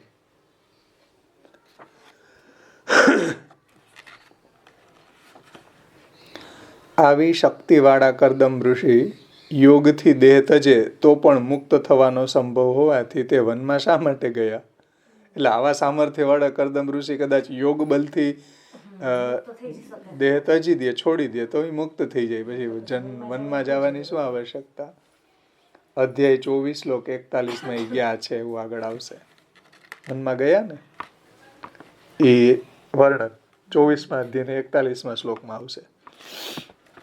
એવો પ્રશ્ન થાય તો જાણવું કે સ્ત્રી દેવહૂતિજીને સંસારમાં વૈરાગ્ય થાય તે માટે તે વનમાં ગયા. આની વિરાગ. એટલે દેવહૂતિજીને વૈરાગ્ય થાય એટલે આપે સંન્યાસ ગ્રહણ કર્યો. વાસ્તવિક રીતે યોગમાં પણ ઘરનો ત્યાગ કરવાની જરૂર છે. ઘરનો ત્યાગ કરવાથી અધ્યાય 24 શ્લોક 45 અર્ધમુક્તિ થાય છે. એટલે અડધી મુક્તિ ઘરનો ત્યાગ કરવાથી થાય. કારણ કે ઘરમાં ને ઘરમાં રહે તો સંસાર આસક્તિ છૂટે નહીં. એટલે અર્ધમુક્તિ કહેવાય. ગૃહનો ત્યાગ કર્યો, અડધો તો મુક્ત થઈ ગયો અને ઘર છોડ્યું ત્યારે જ. અને આસક્તિ બધી છૂટી ગઈ ને ઘરમાં. અને પછી અર્ધ મોક્ષ બાકી રહે. તે માટે દેહના અધ્યાય 24 શ્લોક 42 અને અંતઃકરણના અધ્યાય 24 શ્લોક 43 ભેદથી 2 પ્રકારે પ્રપંચનો ત્યાગ કરે ત્યારે જ મુક્તિ થાય. એટલે દેહના અને અંતઃકરણના ભેદથી 2 પ્રકારે પ્રપંચનો ત્યાગ કરે. એટલે અંદર અને બાહ્ય, દેહના અને અંતઃકરણના. એટલે બહારથી અને અંદરથી એમ પ્રપંચનો ત્યાગ કરે. એટલે પ્રપંચનો નહીતર શું થાય? બહારથી આપણે છોડી દે પણ અંદર ઘુરેલો હોય, ઘૂસેલો હોય. સંસાર જ છે ને પ્રપંચ એટલે. ગૃહ 2 પ્રકારે પ્રપંચનો ત્યાગ કરે ત્યારે જ મુક્તિ થાય. એટલે અંદર અને બાહ્ય એમ. ઘણી વખત શું હોય કે બહારથી ત્યાગ કરી દે પણ વાંચીને પાસે ચેલાઓ ભેગા કરે, અંદરનો તો ગયો નથી. અહીંયા છોકરા દુસંગ ન લગાડે એટલે 2 છોકરા હતા, 10-50 ચેલા ભેગા કરે. આજે મોટી તકલીફ આ જ છે ને. અહીંથી ભગવા પહેરી નીકળી જાય, ત્યાં ભોપારા કરે પાછા. ત્યાં જઈને વૈભવ ભેગા કરીને બેઠા બધા. ત્યાં એમ લખવું પડે ડિવેર ઓફ ડોગ, કૂતરાથી સાવધાન. અરે ભાઈ, માલ ભેગો કર્યો ને, કૂતરાથી સાવધાન રહેવું કે તમારાથી સાવધાન રહેવું? એ તો બધું રાખે ને. રામ રહીમ નું નહીં, બધા એવા સારામ બાપા ને બધું હમણાં આનું કારણ શું? બહારથી છોડી દીધું, અંદરથી તો એનું ડબલ વધી ગયું પાછું. એના કરતા ગૃહસ્થાશ્રમમાં રહે ને સારું. એના કરતા ગૃહસ્થાશ્રમ સારો.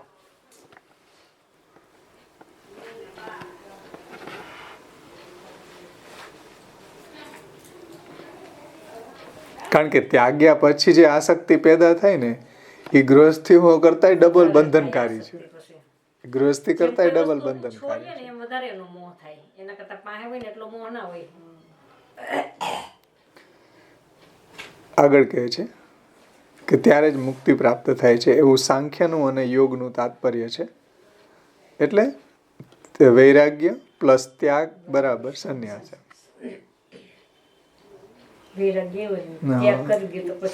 એટલે પ્રોબ્લેમ થાય. ભગવાન માર્ગમાં તો આથી જુદો જ પ્રકાર છે. એટલે અહીંયા જે વર્ણન કર્યું એ સાંખ્ય અને યોગનું આ રીતે ત્યાગની વાત કરી. ભગવાન માર્ગમાં એવો કોઈ ત્યાગનો પ્રકાર નથી. એમાં તો ભગવાનની સેવાનો પ્રકાર છે, ભક્તિનો પ્રકાર છે. એટલે ભગવાન મહાપ્રભુજી પાછો એનો ખુલાસો કરી દે. અહીંયા એમ કીધું કે આને આ રીતે દેહથી ને અંતઃકરણથી બધા પ્રપંચનો ત્યાગ કરવો પડે. સાંખ્ય અને યોગની વાત છે. ભગવાન માર્ગનો પ્રકાર આવો નથી. એટલે ક્યાંક તમે આના રવાડે નહીં ચડી જતા. મહાપ્રભુજી કે જો ભાગવતાર નિબંધમાં કીધું ને, આજે કળિયુગમાં છે ને કોઈ ત્યાગ કરી જ ના શકે. શક્ય જ નથી આજે.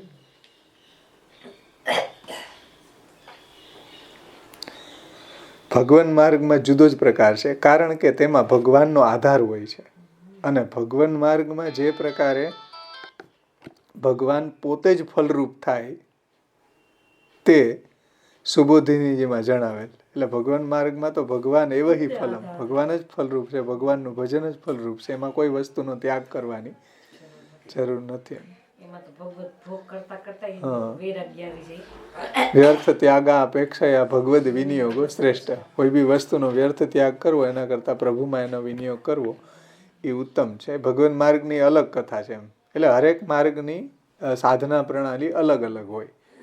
અહીંયા જે આ ત્યાગની સાધના પ્રણાલી છે યોગ અને સાંખ્યની છે. ભગવાન માર્ગની એવી સાધના પ્રણાલી નથી કે બધું છોડે તો સેવા ક્યાં કરવી? ભગવાન માર્ગમાં તો બધું જ જે કાંઈ બી છે આપણી પાસે લબ્ધ ઉપચાર, એનાથી ભગવત ભજન કરવાનું છે.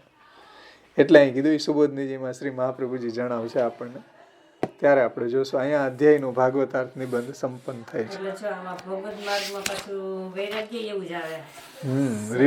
સુસંસ્કૃત વૈરાગ્ય આવે. આવું આવું વૈરાગ્ય નહીં. ભગવાનની ઈચ્છા નથી ભક્તને. એમાંય વૈરાગ્ય જે છે એ આપણને સાથે બધાની રહેતા હોવા છતાં પણ વિરક્ત હોઈ શકે. જેમ ગોપીજનો રહેતા હતા, જૈસે ઘર મેં બટાવું, નંદદાસ પ્રભુ ऐसे रहत જૈસે ઘર મેં બટાવું. જેમ કોઈ વટે માર્ગું ધર્મશાળાઓમાં વૈરાગ્ય રાખીને રહે, એમ ગોપીજનો એવી જ રીતના ઘરમાં જ રહેતા હતા, પણ આસક્તિ ભગવાનમાં હતી, પ્રપંચમાં નહોતી. પ્રપંચ વિસ્મૃતિપૂર્વક ભગવદ આસક્તિ એની સિદ્ધ થઈ હતી. બહુ સુંદર ભાગવતાર્થ, કેટલું મહાપ્રભુજી આ ગૂઢ રહસ્ય સમજાવ્યું. આખા અધ્યાયમાં આપણને આ ન મળે. ભાગવતાર્થ જો ન હોય તો આ અધ્યાયનું રહસ્ય ન સમજાય. હવે શ્રી મહાપ્રભુજી વિસ્તારથી સુબોધિનીજીમાં એને સમજાવે છે. આપણે એનું અવગાહન કરીએ. અધ્યાય 23મો.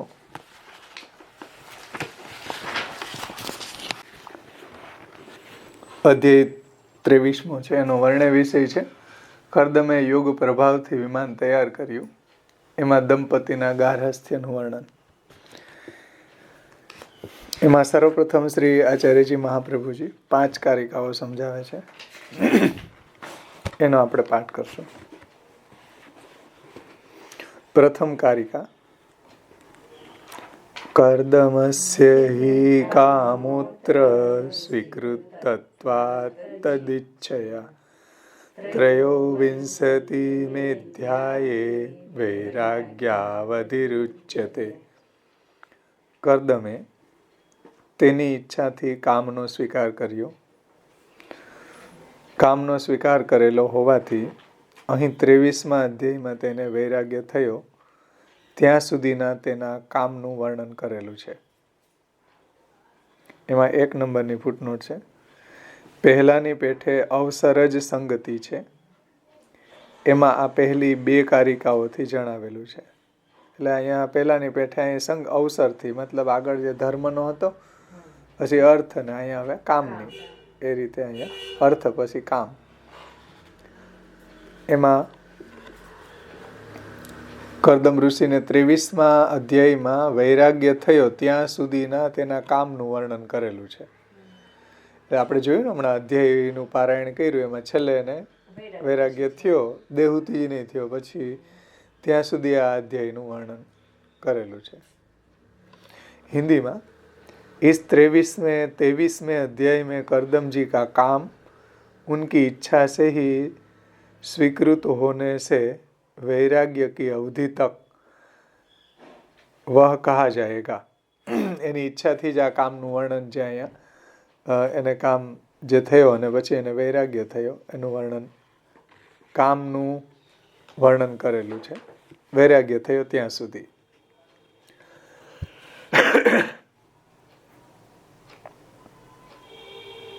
એટલે જો ઈચ્છા સે હી સ્વીકૃતિ હોને સે, કારણ કે એની જ ઈચ્છા આગળ જે પ્રજાપતિની બ્રહ્માજી આજ્ઞા કરી હતી ને પ્રજા ઉત્પન્નની, તો એની ઈચ્છાથી જ આ બધું કામ પ્રગટ થયો છે એમ. અને વૈરાગ્ય કી અવધિ તક કહા જાયેગા, ઉનકી ઈચ્છા સે હી સ્વીકૃત હોને સે, જ્યાં સુધી વૈરાગ્ય નથી ત્યાં સુધી કામની हाँ वैराग्य के अवधि तक कहा जाएगा.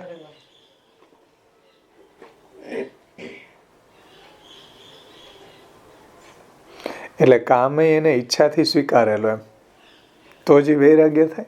એટલે ઈચ્છાથી વૈરાગ્ય સ્વીકારે તો વૈરાગ્ય થાય.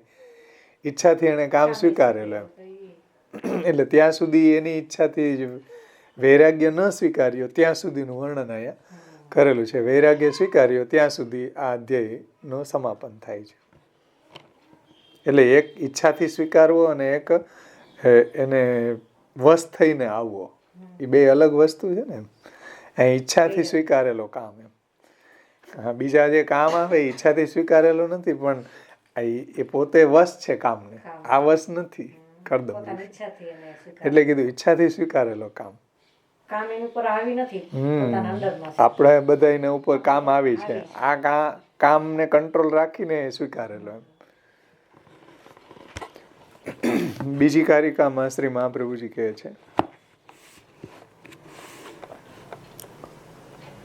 એટલે જેમ ઘોડા હોય કંટ્રોલમાં હોય તો જ્યાં રોકવાય એને રોકી શકીએ, પણ બેફામ દોડતા હોય તો પછી ચાલક ઓલો જે ચલાવવા વાળો હોય એના કાબુમાં ન રહે, પછી એને પટકે. થાય ને ઓલો શાસ્ત્ર વિરુદ્ધ એ પછી થાય.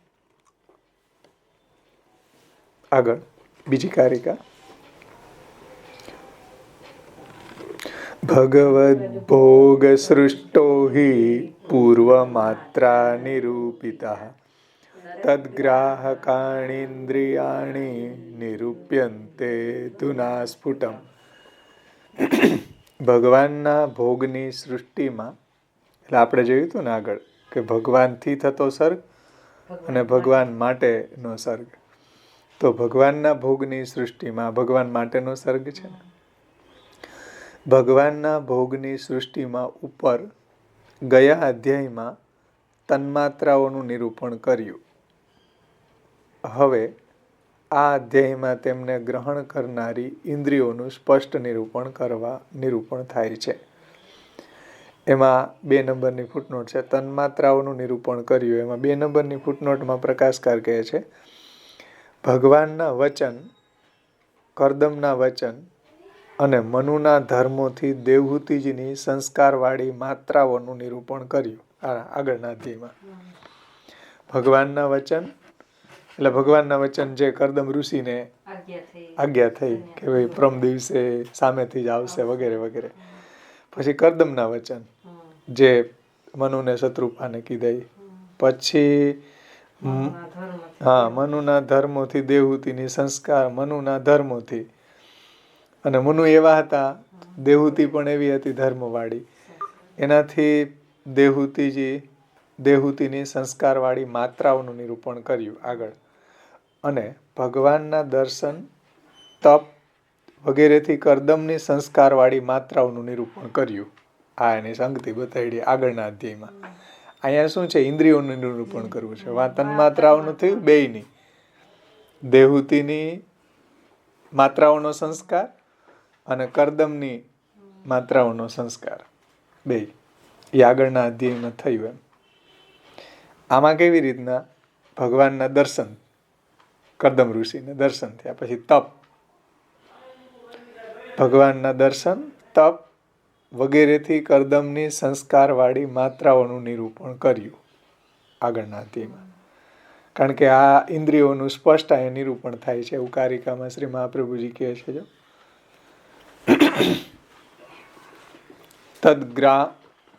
તદ્ગ્રાહકાણી ઇન્દ્રિયાણી નિરૂપ્યન્તે ધુના સ્ફુટમ. અહીંયા હવે ઇન્દ્રિયોનું સ્પષ્ટ નિરૂપણ કરવામાં આવે છે. એમાં 1 નંબરની ફૂટનોટ છે.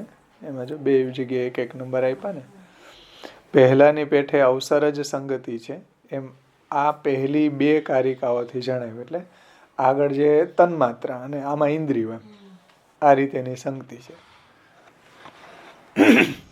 આગળના અધ્યાયમાં તન્માત્રાઓનો સંસ્કારનું નિરૂપણ હતું, અહીંયા ઇન્દ્રિયોના સંસ્કારનું નિરૂપણ છે. એ રીતે એનો સંબંધ છે પૂર્વાપર. એટલે શ્રી મહાપ્રભુજી કહે છે કે ભગવાનના ભોગની સૃષ્ટિમાં ઉપર ગયા અધ્યાયમાં તન્માત્રાઓનું નિરૂપણ કર્યું. હવે આ અધ્યાયમાં તેમને ગ્રહણ કરનારી, એટલે આ તન્માત્રાઓ શબ્દ, સ્પર્શ, રૂપ, રસ અને ગંધ, એને ગ્રહણ કરનારી કોણ? ઇન્દ્રિયો. એટલે આપણને આ જે અનુભૂતિ થાય ને સાંભળવાની કે સ્પર્શની, જોવાની, સૂંઘવાની, આ જે 5 તન્માત્રાઓ છે એનાથી, એટલે ગ્રહણ કરનારી ઇન્દ્રિયોનું સ્પષ્ટ નિરૂપણ આ અધ્યાયમાં થાય છે. हिंदी में भगवत भोग की सृष्टि में पहले मात्राओं का निरूपण किया था. उन भोगों को ग्रहण करने वाली इंद्रियों का निरूपण अब स्पष्ट रूप से किया जाएगा. उन तन मात्राओं को ग्रहण करने वाली इंद्रिया है. ત્યાર પછી આગળની કારિકામાં શ્રી મહાપ્રભુજી સમજાવે છે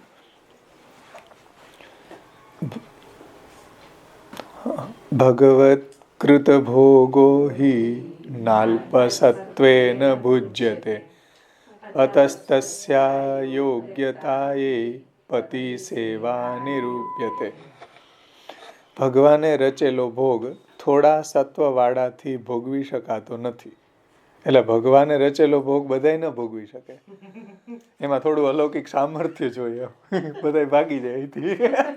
સત્સંગમાં કેમ માફક ન આવે, એ બધાયથી આ ઝીલી ન શકાય એમ. કેતનભાઈ કહેતા હું આવું ને ત્યારે કયો કે ગ્રંથ ચાલતો હતો આ સર્વનિર્ણય, એ કે મારાથી કે ઝીલી ન શકાય. હા, નવરત્ન. અને નટરાજમાં એકાદ બે વાર કે હું માનસ વિશ્લેષણ લેતા અહીંયા પછી બે વખત આવ્યા પછી ભાગી ગયા. એ કે હવે આપણા ઝીલાતું નથી, ઝીલી નથી શકાતું, એમને ન ઝીલી શકાય. સિંહણનું દૂધ હોય એ કનક પાત્રમાં જ ઠેરે, બાકીની ધાતુને ફોડીને નીકળે. સર્વનિર્ણય તો પાછું સાવાય ન ઝીલે. મહાપ્રભુજીને બધા ગ્રંથો થોડુંક અધ્યયન કર્યું હોય, ષોડશ ગ્રંથ કે આ પ્રમેય રત્નારણવ કે, તો પછી સર્વનિર્ણયમાં આનંદ આવે, નહીં તો ભાગી જાય. એટલે થોડા સત્વવાળાથી ભોગવી ન શકાય એમ. એના માટે થોડું એવું સામર્થ્ય, ભગવદ દત્ત એવું સામર્થ્ય હોય તો એને ભોગવી શકે એમ. એટલે નથી કે ભગવાન ક્યારેક ક્યાંય એવું આપે તો એને દર્શન કરાવે તો એને ધારણ ન કરી શકે તો એનો મૂર્છિત થઈ જાય, એવું થઈ શકે. ધારણ ન થાય એમ.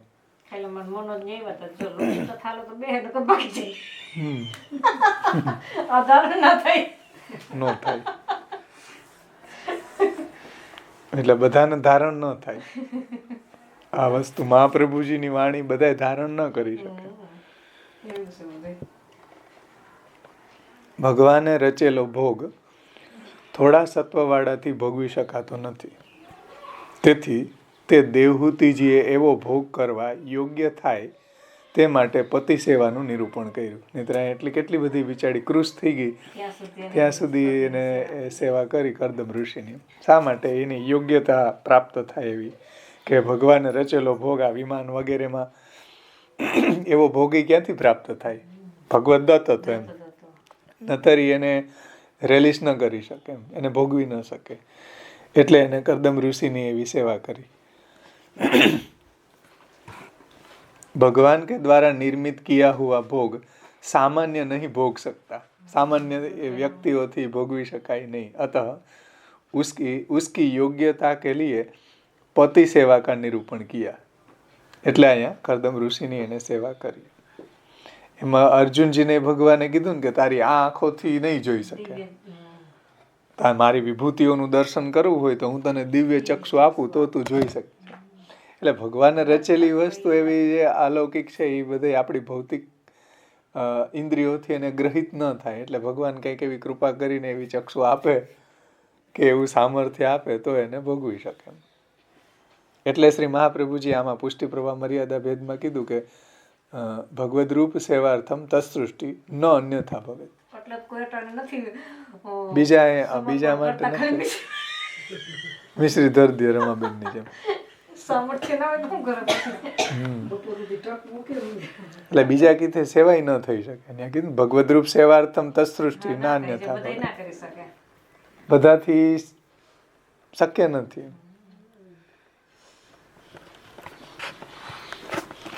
એટલા અહીં કહે છે કે भगवान के द्वारा निर्मित किया हुआ भोग सामान्य नहीं भोग सकता, अतः उनकी योग्यता के लिए पति सेवा का निरूपण किया गया है. આગળની કારિકામાં શ્રી આચાર્યજી મહાપ્રભુ સમજાવે છે. ચોથી કારિકા.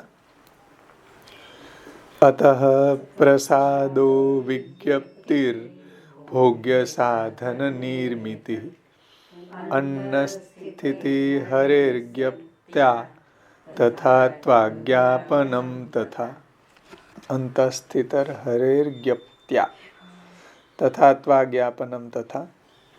ત્યાર પછી કરદમની પ્રસન્નતા એટલે દેવહૂતિજીની સેવાથી કરદમજી પ્રસન્ન થયા. દેવહૂતિની વિજ્ઞપ્તિ પછી દેવહૂતિજીએ જે વિજ્ઞપ્તિ કરી એ આપણે હમણાં અધ્યાયનું પારાયણ કર્યું એમાં જોયું ને કે ભાઈ આ બધો બંદોબસ્ત તમે કરો, મારો દેહ કૃશ થઈ ગયો એને તમે વ્યવસ્થિત કરો એમ. કરદમની અંદર રહેલા હરિની બુદ્ધિથી ભોગ કરવા યોગ્ય સાધનોનું નિર્માણ એટલે આ વિમાન, અને તેવું હોવાનું જણાવવાનું. તેવું હોવાનું જણાવવાનું એટલે એમાં 3 નંબરની ફૂટનોટ છે.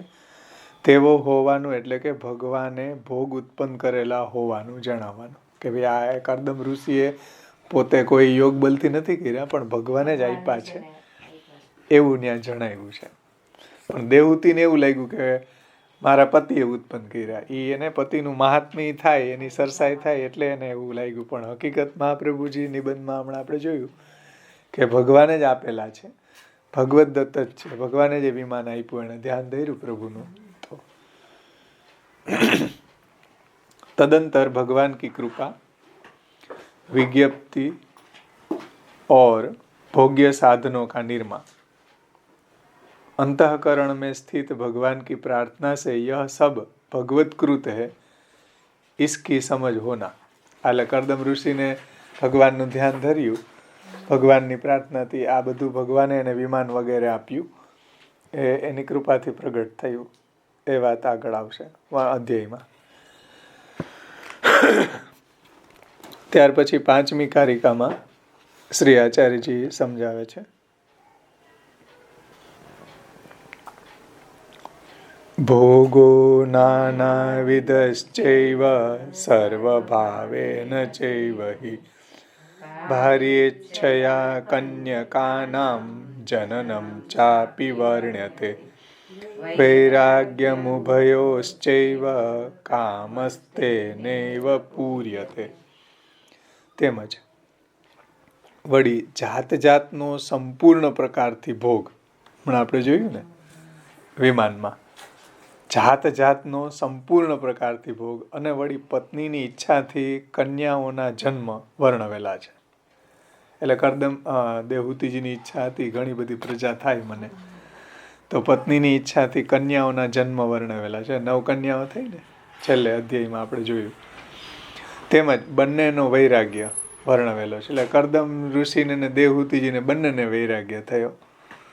કામ તે વૈરાગ્યથી જ પૂર્ણ થાય છે. કામ જે છે વૈરાગ્યથી પૂર્ણ થાય છે. એટલે આ કામ પછી વૈરાગ્ય આવ્યો.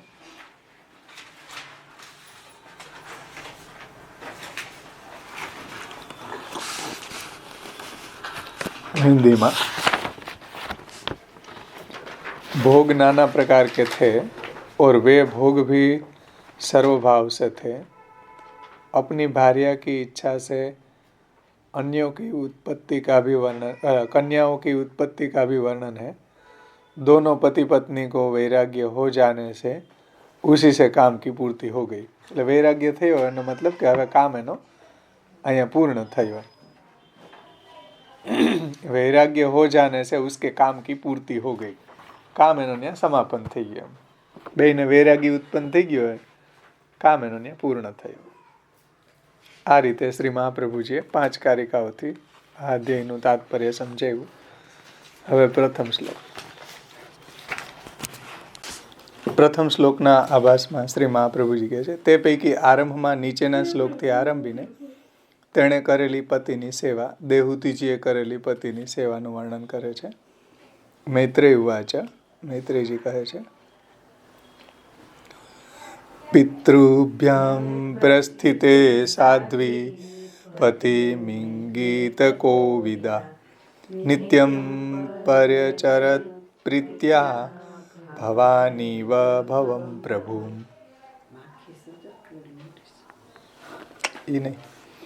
માતા પિતા ગયા ત્યારે ચેષ્ટાથી અભિપ્રાય જાણવામાં પંડિત સાધ્વીએ એટલે દેવહૂતિજીએ જેમ ભવાનીએ પ્રભુ શંકરની સેવા કરી તેમ પતિની પ્રેમથી સદા સેવા કરવા માંડી.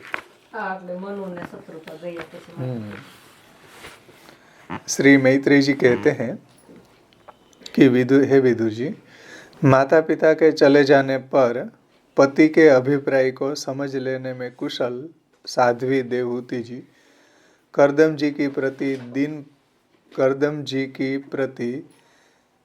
प्रतिदिन प्रेम पूर्वक सेवा करने लगी, जैसे पार्वती भगवान शिव की सेवा करती है. એ પ્રતિદિન સાથે હોવું જોઈએ. શ્રી આચાર્યજી મહાપ્રભુજી એના સુબોધિનીજીમાં આજ્ઞા કરે છે, માતા પિતા નીકળી ગયા ત્યારે દુઃખી થયેલી હોવા છતાંય સતીએ ખેદ કરતા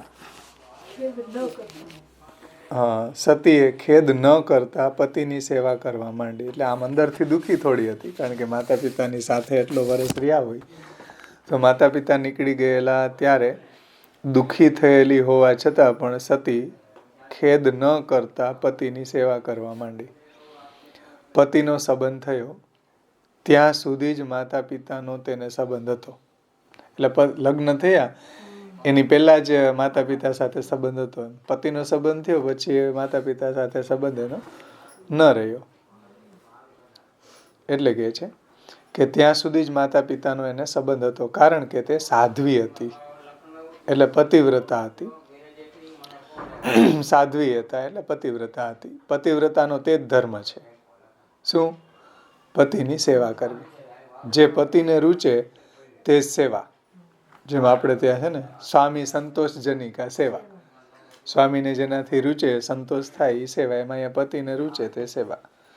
અને ઉત્તમ પુરુષ બોલતા નહીં હોવાથી તેમની રુચિ તેની ચેષ્ટાથી જ જાણવી જોઈએ.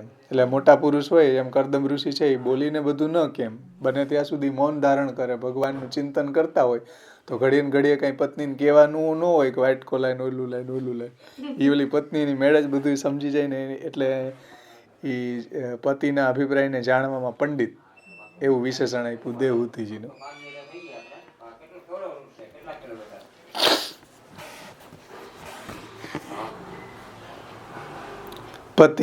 પતિવ્રતાનો તે જ ધર્મ છે, જે પતિને રૂચે તે જ સેવા કરે, તે જ સેવા.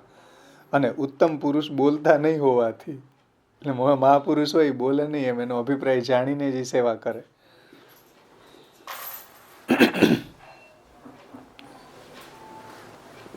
ઉત્તમ પુરુષ બોલતા નહીં હોવાથી તેની રુચિ તેની ચેષ્ટાથી જ જાણવી જોઈએ. ચેષ્ટાથી અભિપ્રાય જાણવામાં પંડિત એ વિશેષણથી એમ કહેલું છે. એટલે દેવહૂતિજી છે એમાં બહુ પંડિત હતા કે ભાઈ ચેષ્ટાથી જ બધી કરદમ ઋષિની બધા અભિપ્રાયને જાણી જતા હતા. કે તે રુચિનું જ્ઞાન તેને પાતિવ્રત્યથી થયું. આવી રુચિનું એટલે ઉપર એમ કીધું ને, કરદમની રુચિ એની ચેષ્ટાથી જ જાણી જતા. કરદમની રુચિને, એટલે કરદમની શેમાં રુચિ છે એ એની ચેષ્ટાથી દેવહૂતિ કેમ જાણી જતા? તો એવી રુચિનું જ્ઞાન અને પાતિવ્રત્ય ધર્મથી જ થયું. આવું જ્ઞાન એને એના પાતિવ્રત્ય ધર્મથી જ થયું. એટલે એને શેમ કેવી રુચિ છે, શેમાં રુચિ છે, એ બધું જ્ઞાન એને પાતિવ્રત્ય ધર્મથી થયું. ચેષ્ટાથી જણાતો અભિપ્રાય જાણવામાં તે કોવિદા પંડિત હતી. એટલે ચેષ્ટાથી સમજી જોતી કે અત્યારે પતિને શું જોઈએ. એમાં એ કોવિદ એટલે પંડિત હતી.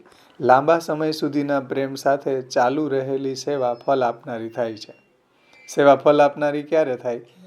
લાંબા સમય સુધીના પ્રેમ સાથે ચાલુ રહેલી સેવા ફલ આપનારી થાય છે. તે અર્થ પ્રેમથી સદા સેવા કરવા માંડી એ શબ્દોથી કહેલો છે.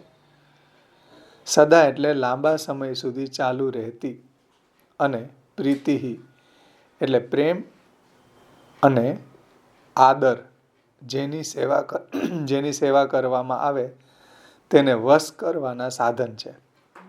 પ્રીતિ અને આદર એટલે મહાપ્રભુજી આપણને વારંવાર જો કે પઠ નિયમ પ્રયત્ન અથવા સર્વદા શાસ્ત્રમ શ્રી ભાગવત આદરપૂર્વક પાઠ કરો, આદરપૂર્વક ભજન કરો. એવું શા માટે કે એ બહુ જરૂરી છે. પ્રેમપૂર્વક કરો, આદરપૂર્વક કરો, સદા કરો. તો એવું જે મહાપ્રભુજીના વાક્યો છે એ અહીં બધા આપણને સમજ આવશે કે ભાઈ પ્રીતિ અને એટલે પ્રેમ અને આદર જેની સેવા કરવામાં આવે એને વશ કરનારા સાધન છે. જો આદર અને પ્રેમપૂર્વક સેવા કરવામાં જેની બી સેવા કરીએ એ વશ થઈ જાય. ભગવાનની સેવા કરો તો ભગવાન વશ થઈ જાય. એ તો માણસની ખૂબી છે.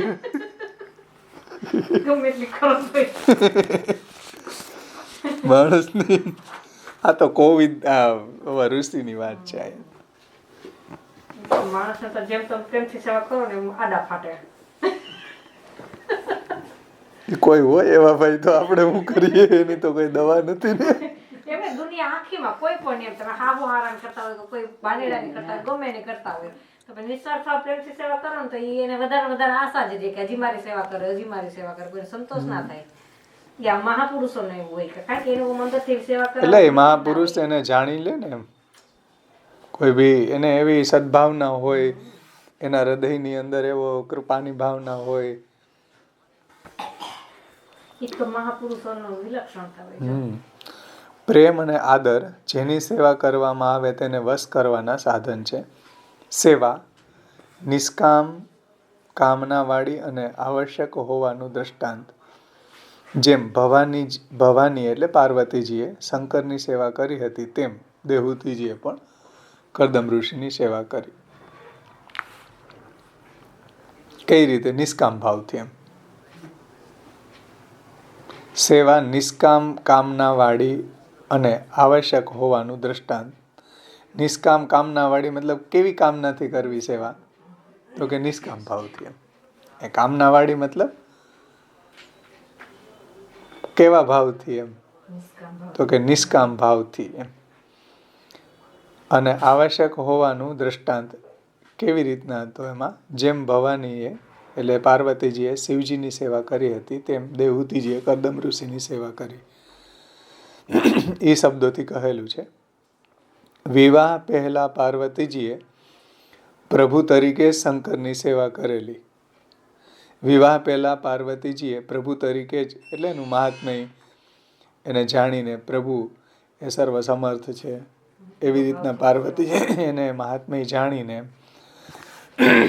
પ્રભુ તરીકે જ શંકરજીની સેવા કરેલી. માત્ર મનથી અને પૂર્વના સંસ્કારથી તે જાણતી હતી કે આ મારા પતિ છે.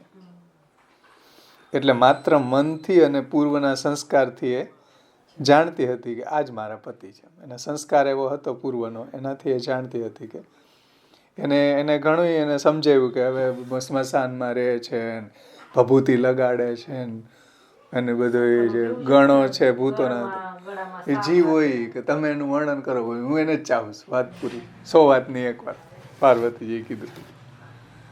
એને સમજાવ્યું કે ભાઈ આવી રીતના સ્મશાનમાં રહે, ગમે એ હોય, મારા પતિ આ છે. એટલે કહે છે કે માત્ર મનથી અને પૂર્વના સંસ્કારથી તે જાણતી હતી કે આ મારા પતિ છે. તેની પેઠે આ દેવહૂતિજી પણ સંબંધ કર્યા વિના અને ઈચ્છવા યોગ્ય અલંકાર વગેરેની કામના વિના સેવા કરવી જરૂરી હોવાથી સેવા કરવા લાગી. એટલે દેવહૂતિજી પણ એની સાથે એવો કોઈ સંબંધ કર્યા વિના, કરદમજી સાથે, અને ઈચ્છવા યોગ્ય અલંકાર એટલે જે કાંઈ બી આભરણો છે, સુવર્ણના આગળ જોયું હતું ને, કેટલા બધા આભરણો વગેરેથી સુસજ્જ હતા, એ બધું એ છોડીને એને કરદમ ઋષિની સેવા કરવા લાગી. એમ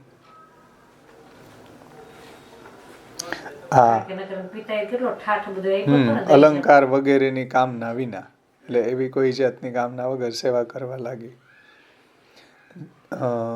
સેવા કરવી જરૂરી હોવાથી સેવા કરવા લાગી એવો અર્થ છે.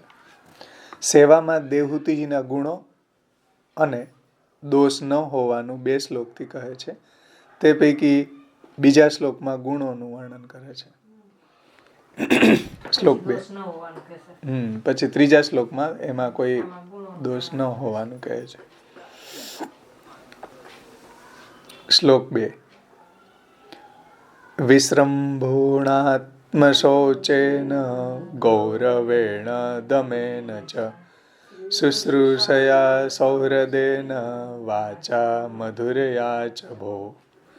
હે વિદુરજી, વિશ્વાસથી, અંતઃકરણની શુદ્ધિથી, ગૌરવથી અને ઇન્દ્રિયોના નિગ્રહથી, સેવાથી, સૌહૃદથી અને મધુર વાણીથી પતિને સંતુષ્ટ કર્યા. उसने विश्वास, पवित्रता, गौरव, संयम, शुश्रूषा, प्रेम और मधुर भाषण से पति को संतुष्ट किया. ये आમાં ગુણ બતાવ્યા. આ મધુર વાણી ને ઇન્દ્રિય દમન ને વગેરે. શ્રી મહાપ્રભુજી એના સુબોધિનીજીમાં આજ્ઞા કરે છે, વિશ્રમભેણ, આનાથી મારો સર્વ પુરુષાર્થ સિદ્ધ થશે. જુઓ, એવા વિશ્વાસથી કે ભાઈ આનાથી જ મારા બધા પુરુષાર્થો સિદ્ધ થશે, એવા વિશ્વાસથી આત્મનઃ, દેહની અને અંતઃકરણની શૌચેન એટલે શુદ્ધિથી, એટલે દેહ અને અંતઃકરણની શુદ્ધિથી, કારણ કે ઉત્તમ પુરુષો શુદ્ધિથી જ પ્રસન્ન થાય છે, એટલે એને શુદ્ધ રાખીને એમ દેહ અને અંતઃકરણમાં કોઈ મલિનતા ન હતી એની શુદ્ધિથી, કારણ કે ઉત્તમ પુરુષો શુદ્ધિથી પ્રસન્ન થાય છે. સર્વ ગુણોમાં વિશ્વાસ અંગ છે, એમ પાછું એમાં વિશ્વાસ હોવો જોઈએ એમ. પછી ગૌરવ શબ્દથી એમ કહેલું છે કે પુત્ર અને પિતાની સેવા કરાય તેમ સેવા કરતી ન હતી, પણ દેવની પેઠે સેવા કરતી હતી. એટલે મહાત્મીપૂર્વક, આદરપૂર્વક એમ. પિતા અને પુત્રની જેમ સેવા લોકમાં થાય એ રીતે નહીં એમ, પણ દેવની પેઠે, મતલબ દેવનું જે મહાત્મીપૂર્વકના જે ઉપચાર કરવામાં આવે એ રીતે સેવા કરતી હતી. એમ નહીં, દેવની પેઠે, જેમ આપણે દેવની પૂજન વગેરે કરીએ મહાત્મી પૂર્વકનો ઉપચાર એમ, એ રીતે ઓમાં ઓન ડ્યુટી છે એમ માનીને કરે, એવું અહીં નથી. દેવની પેઠે સેવા કરતી હતી. ગૌરવ એટલે મહાત્મય સાચવીને, જો ગૌરવ એટલે મહાત્મય સાચવીને જાળવીને ઉત્તમ પ્રકારનું અપાતું માન, એનું નામ ગૌરવ. ગૌરવ એટલે એનું મહાત્મય સાચવીને ઉત્તમ પ્રકારનું અપાતું માન. કરદમ ઋષિને એ રીતે એને માન આપ્યું, એ રીતે એની સેવા કરી મહાત્મય સાચવીને. જેવું ગુરુને અપાય છે તેવી રીતના, એટલે જેમ ગુરુને માનપૂર્વક એની સેવા કરવામાં આવે એમ ગુરુની આપણે દેવની જેમ જ કરીએ ને સેવા, એ રીતે દેવહૂતિજીએ કરદમ ઋષિની સેવા કરી. દમઃ, ઇન્દ્રિયોનો નિગ્રહ કરીને. હવે એણે કરદમ ઋષિની સેવા ઇન્દ્રિયોનો નિગ્રહ કરીને કરી. શા માટે? ઇન્દ્રિય ચંચલ હોય ત્યારે સેવા ફલતી નથી. એટલે ઇન્દ્રિયો ચંચલ હોય તો ક્યાંય ઠેકાણે માઇન્ડ ન હોય તો પરિશ્રમ થાય ને જેની સેવા કરતા હોય એને. ઓલો અહીં સત્સંગમાં મન આમ ક્યાંય રખડતો હોય, ચંપા આમ જોતા હોય, કોઈ આમ જોતા હોય, મનમાં કાંઈ હાલતું હોય, પછી ઓલું મળે નહીં પુસ્તકમાં, ક્યાં છે પુસ્તકમાં ક્યાંય મળે જ નહીં. શા માટે? ઇન્દ્રિય ચંચલ હોય એમ, એટલે એ ન થાય એમ, એનું ધ્યાન ત્યાં ન હોય એમ. પાછું મનમાં કંઈક બીજું ચાલતું હોય, કદાચ આમ જોતા હોય ને માઇન્ડમાં વિચારો બીજા ચાલતા હોય, એટલે એમ કહે છે જો સેવામાં ઇન્દ્રિયો જો ચંચલ હોય ત્યારે સેવા ફલતી નથી. એ લોક અને વેદમાંય પ્રસિદ્ધ છે. લોકમાં એને વેદમાં બે જગ્યાએ આ વાત પ્રસિદ્ધ છે કે ઇન્દ્રિયો એટલી ચંચલ હોય તો એ સેવા ફલતી નથી. સેવા એટલે ચરણ ચાપવા વગેરે અંદરના ભાગની, એટલે કે અંતરંગ સેવા એમ. ચરણ ચાપવા વગેરે, પતિવ્રતા છે તો એને પરિશ્રમ ન થાય, એ થાકી ગયા હોય, ચરણ ચાપવા વગેરે અંતરંગ સેવા જણાવેલી છે. સુહૃદ એટલે કે મિત્રનો ભાવ તો સૌહૃદ. સુહૃદ આમાં કીધું ને, ઇન્દ્રિયના નિગ્રહ સેવાથી, સૌહૃદથી અને મધુર વાણીથી. તો સૌહૃદ એટલે શું? મિત્રનો ભાવ તે સૌહૃદ એમ. એ મિત્ર પ્રત્યે આપણો કેમ સૌહાર્દ હોય એ રીતે સૌહાર્દપૂર્વક સુહૃદ. અને છુપું રાખવા યોગ્ય, છુપું રાખવું, ગુણો પ્રગટ કરવા વગેરે બધાએ મિત્રના ગુણોથી, એવો અર્થ છે. અહીંયા શ્લોકમાં એમ કીધું કે સૌહૃદથી. એ સેન્ટેન્સને શ્રી મહાપ્રભુજી સમજાવે છે કે સુહૃદ એટલે કે મિત્ર, મિત્રનો ભાવ તે સૌહૃદ, એટલે છુપું રાખવા યોગ્ય છુપું રાખવું અને ગુણો પ્રગટ કરવા વગેરે બધાએ મિત્રના ગુણોથી. મિત્રમાં આવા ગુણો હોય કે આપણી વાત છુપું રાખવાની હોય, છુપી રાખે, આપણા ગુણોને પ્રગટ કરે તો જ મિત્ર કહેવાય ને. દુર્ગુણોને પ્રગટ કરે તો મિત્ર ન કહેવાય. આપણા દુર્ગુણોને છુપ રાખે, ગુણોને પ્રગટ કરે તો એ સૌહૃદ કહેવાય આપણો. કીધું ને.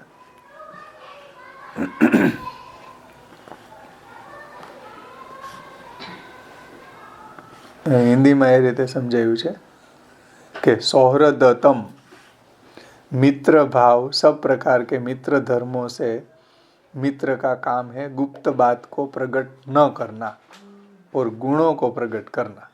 એટલે ગુપ્ત વાત હોય એને પ્રગટ ન કરે મિત્ર અને ગુણોને પ્રગટ કરે એ રીતે. અને પછી મધુર વાણીથી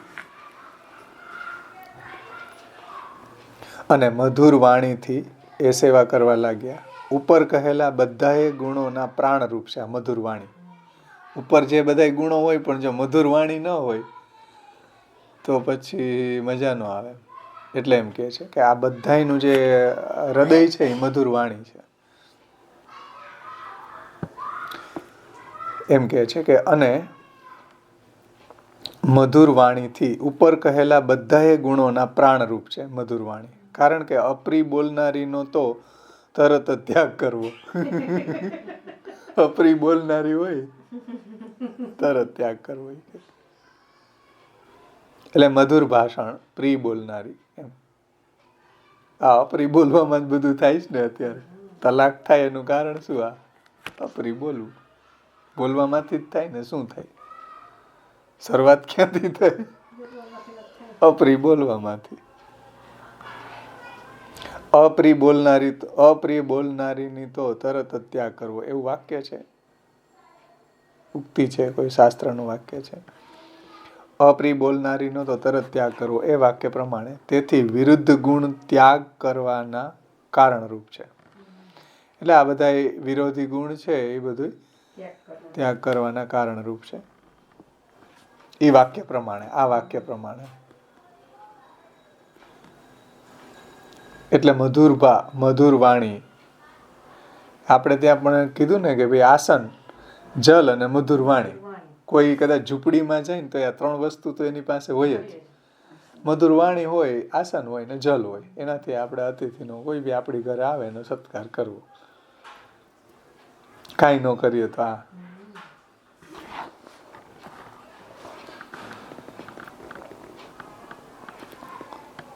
આગળ કહે છે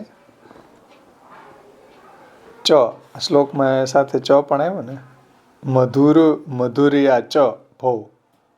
તો ચ એટલે અને શબ્દથી શાંતિ વગેરે બીજા ગુણો પણ કહેલા છે એ ગણી લેવાય. શાંતિ વગેરે એ પણ ગુણો અહીંયા ચ શબ્દથી અહીંયા કીધા નથી પણ ચ શબ્દથી શ્રી મહાપ્રભુજીએ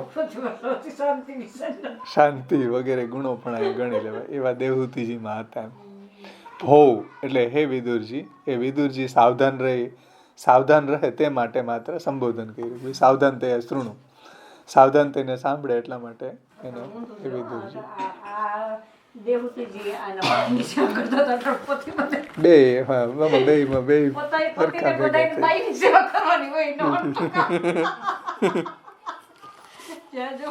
ઉલટું થઈ ગયું. ગાડી ચલાવતો ઓલી મેમ સાહેબ પાછળ બેઠી હોય, ઉતરીને દરવાજો ઈ ખોલે.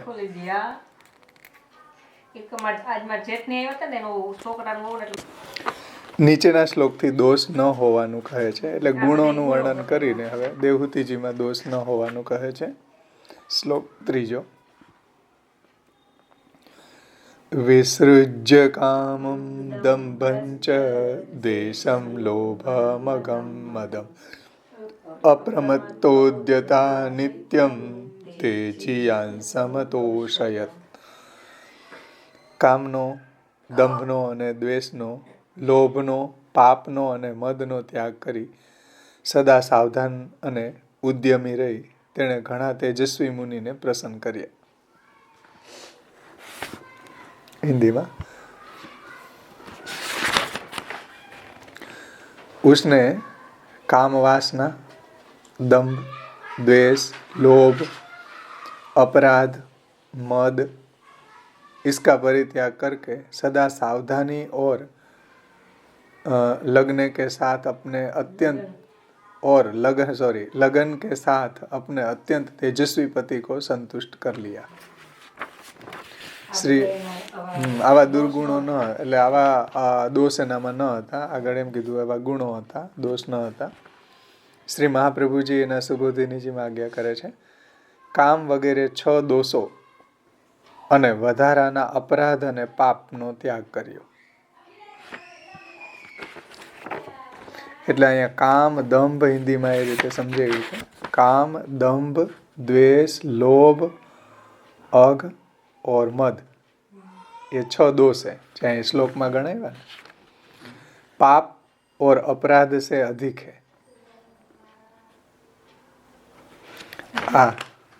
इन 6 दोषों में પાપ ને અપરાધ આ 6 થી એ વધારાના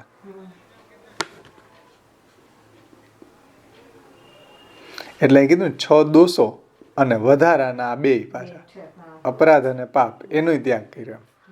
આ સિવાયના અધિક છે મતલબ કે આના સિવાયના પણ એ બે એનો એને ત્યાગ કર્યો. એમાં પેલું કામ છે. પેલો જ અહીંયા કામનું વર્ણન કર્યું. કામ પૂર્ણ કરવા જ કામિનીનો આશ્રય કરે છે. કામ છે, કામ પૂર્ણ કરવા જ કામિનીનો આશ્રય કરે છે.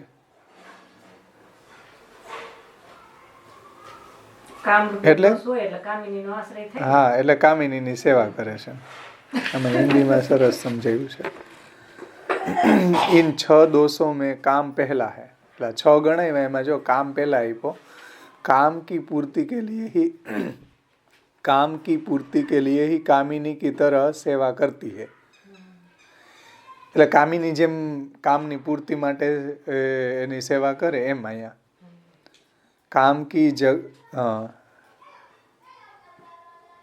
काम की पूर्ति के लिए ही कामिनी की तरह सेवा करती है. काम की जगह मान ऐसा भी पाठ है यहाँ. કામની જગ્યાએ માન એવો પણ પાઠ હોય તો એનો અર્થ શ્રી મહાપ્રભુજી સમજાવે છે કે વહાં માન કા અર્થ હોગા અહંકાર. અહંકાર કયો?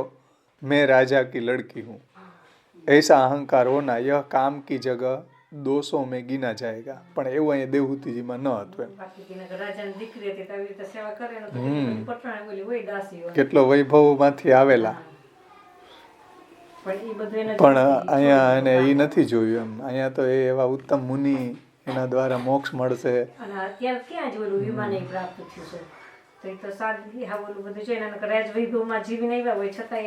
આવું તો શક્ય નથી ને. આવું કોઈ કરે અત્યારે? થોડુંક કઈ ઓછું હોય તો એના બાપની ઘરેથી કઈ આવે. હા, એક બેન છોકરીને ડ્રેસ લઈ દીધો 2000 નો, તેની માએ 5000 નો ડ્રેસ લઈને મોકલો. તે રિહાવણે આવી થોડાક દીમાં. હવે ઈ ક્યાં ધંધો કરવાનો છે? એની પરિસ્થિતિ પ્રમાણે રહેશે. હા, તો એમાં ટાંગ અડાડવા જાય. ઓલી બિચારી શાંતિથી રહેતી હોય ને તો અહીંથી હળી કરે. 2000 નો ડ્રેસ એની પરિસ્થિતિ પ્રમાણે. 2000 નો હું તો કહું 100 રૂપિયાનો લઈ દીધો હોય તો એના પતિનો છે. પછી આવી રિહામણે 5-6 વર્ષ રહી. ભાઈ બે ઢીલા થયા ને, હાવ ઢીલા લબડ થયા ને પછી મુખી પછી આયલું બધું. અહંકારના પૂંછડા ઊંચા લઈને ફરે તો ક્યાંથી હાલે યાર આમાં ગૃહસ્થાશ્રમ. હા, દેખાવ કરવા.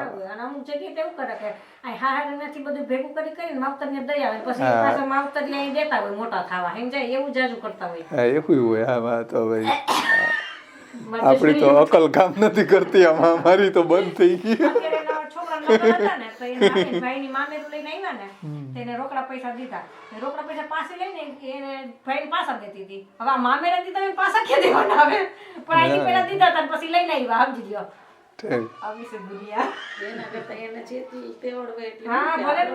પણ અત્યારે દેખાવ તો કરવો જોઈએ ને.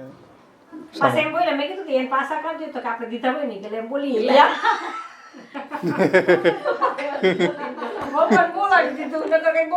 હસતું થોડું રે.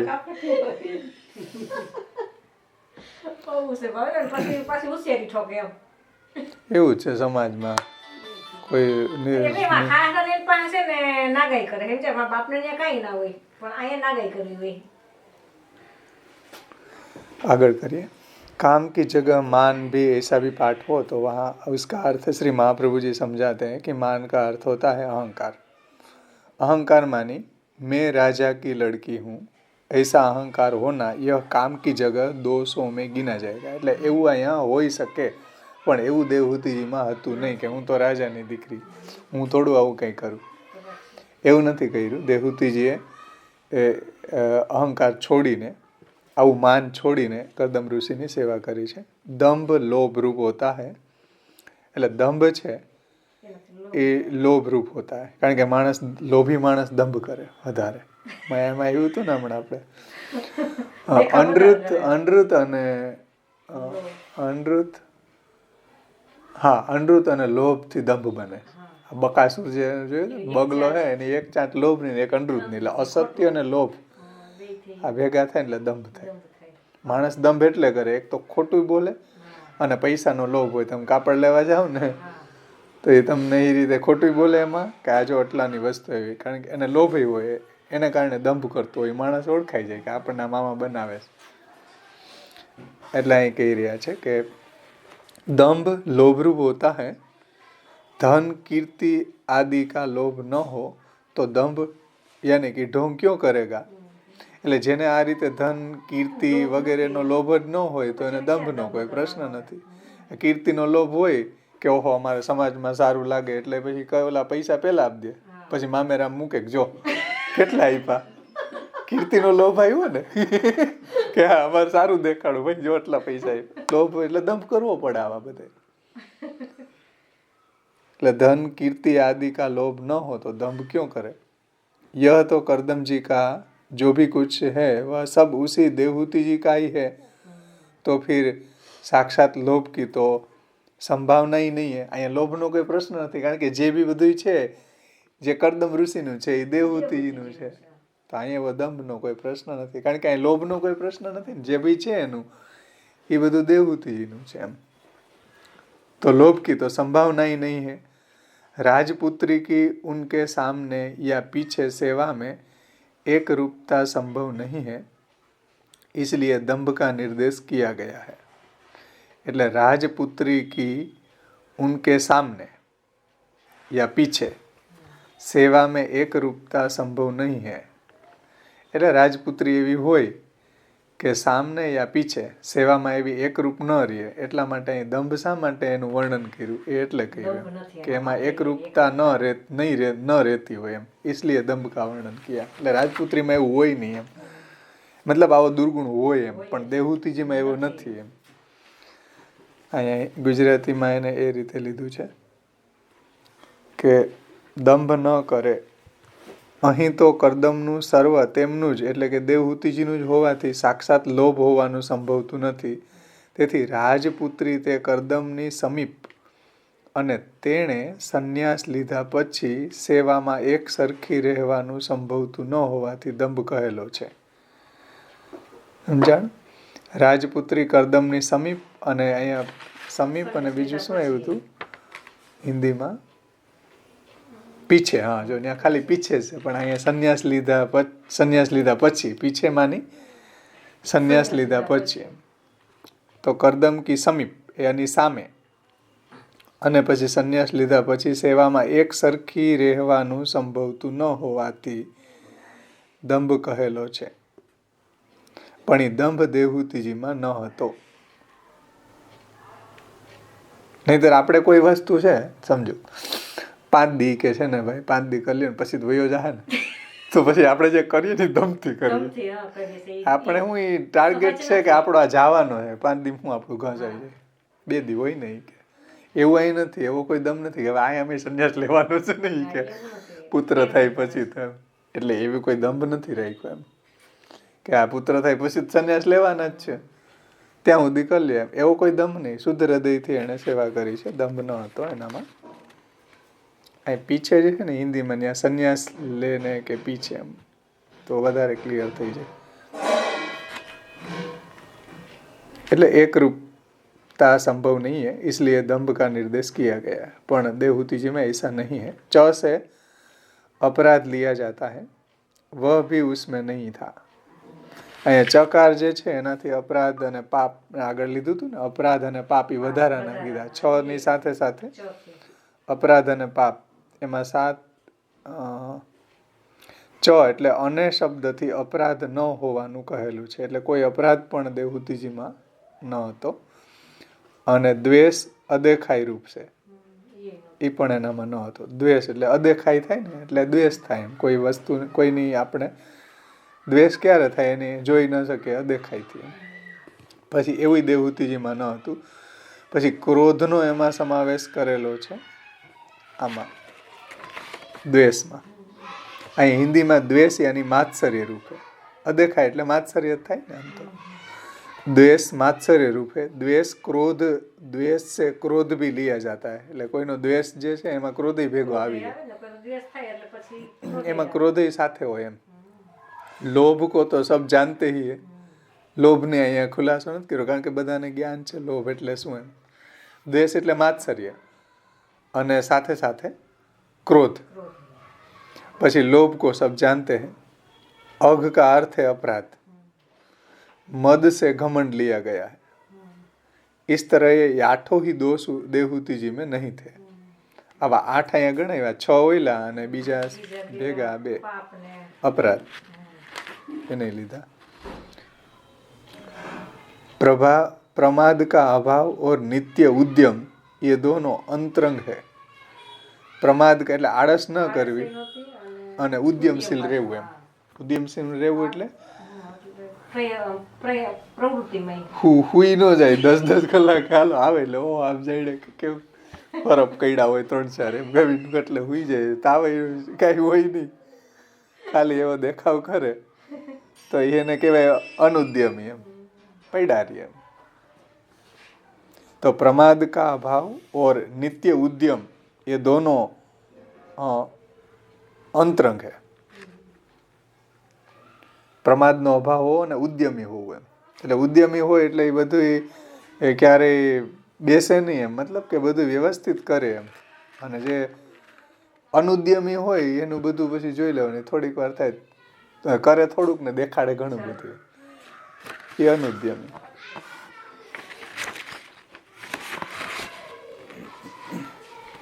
दोनों अंतरंग है. ऐसा करने पर जो हुआ है उसे कहते हैं कि तेजियांश समम तोषयत.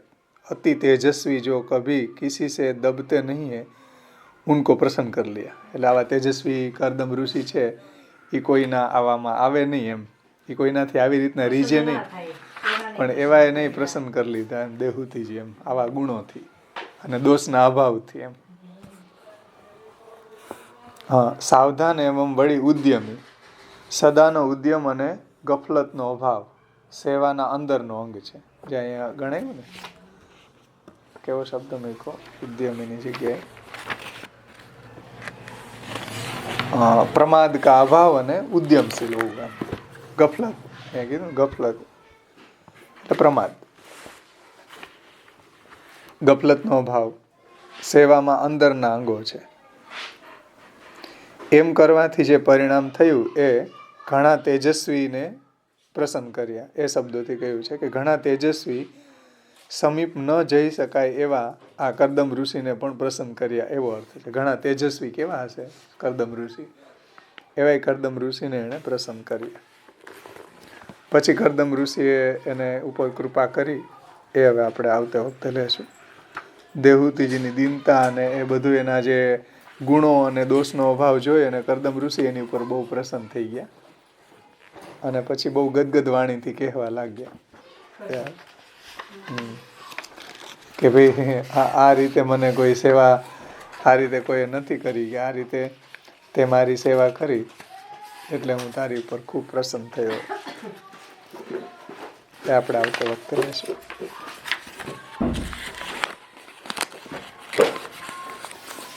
હવે આ રીતે કોઈ જીવે લોકમાં તો કોઈ દી કોઈ કાંઈ થાય જ નહીં એમ. આ તો સતયુગની વાત છે ભાઈ. પતિ એવા થઈ ગયા, પતિ એવા થઈ ગયા, પત્ની એવી થઈ ગઈ, બધા આવો ભાઈ હરખા, આપણે બધા હરખા થઈ ગયા. કોઈ તલાક નો થાય અત્યારે, કેટલા 100માં 80 તલાક થાય, 20 નહીં હાલે તો હાલે, 20 ન કહી શકાય, 90 કહી શકાય. મારા લગ્ન થયા ને તો અમે તો 8 અઠવાડિયે તમારે જેઠાણી ને તમને કાઢ્યા, પણ એક કામ એટલે એક કામ ના કરે એટલે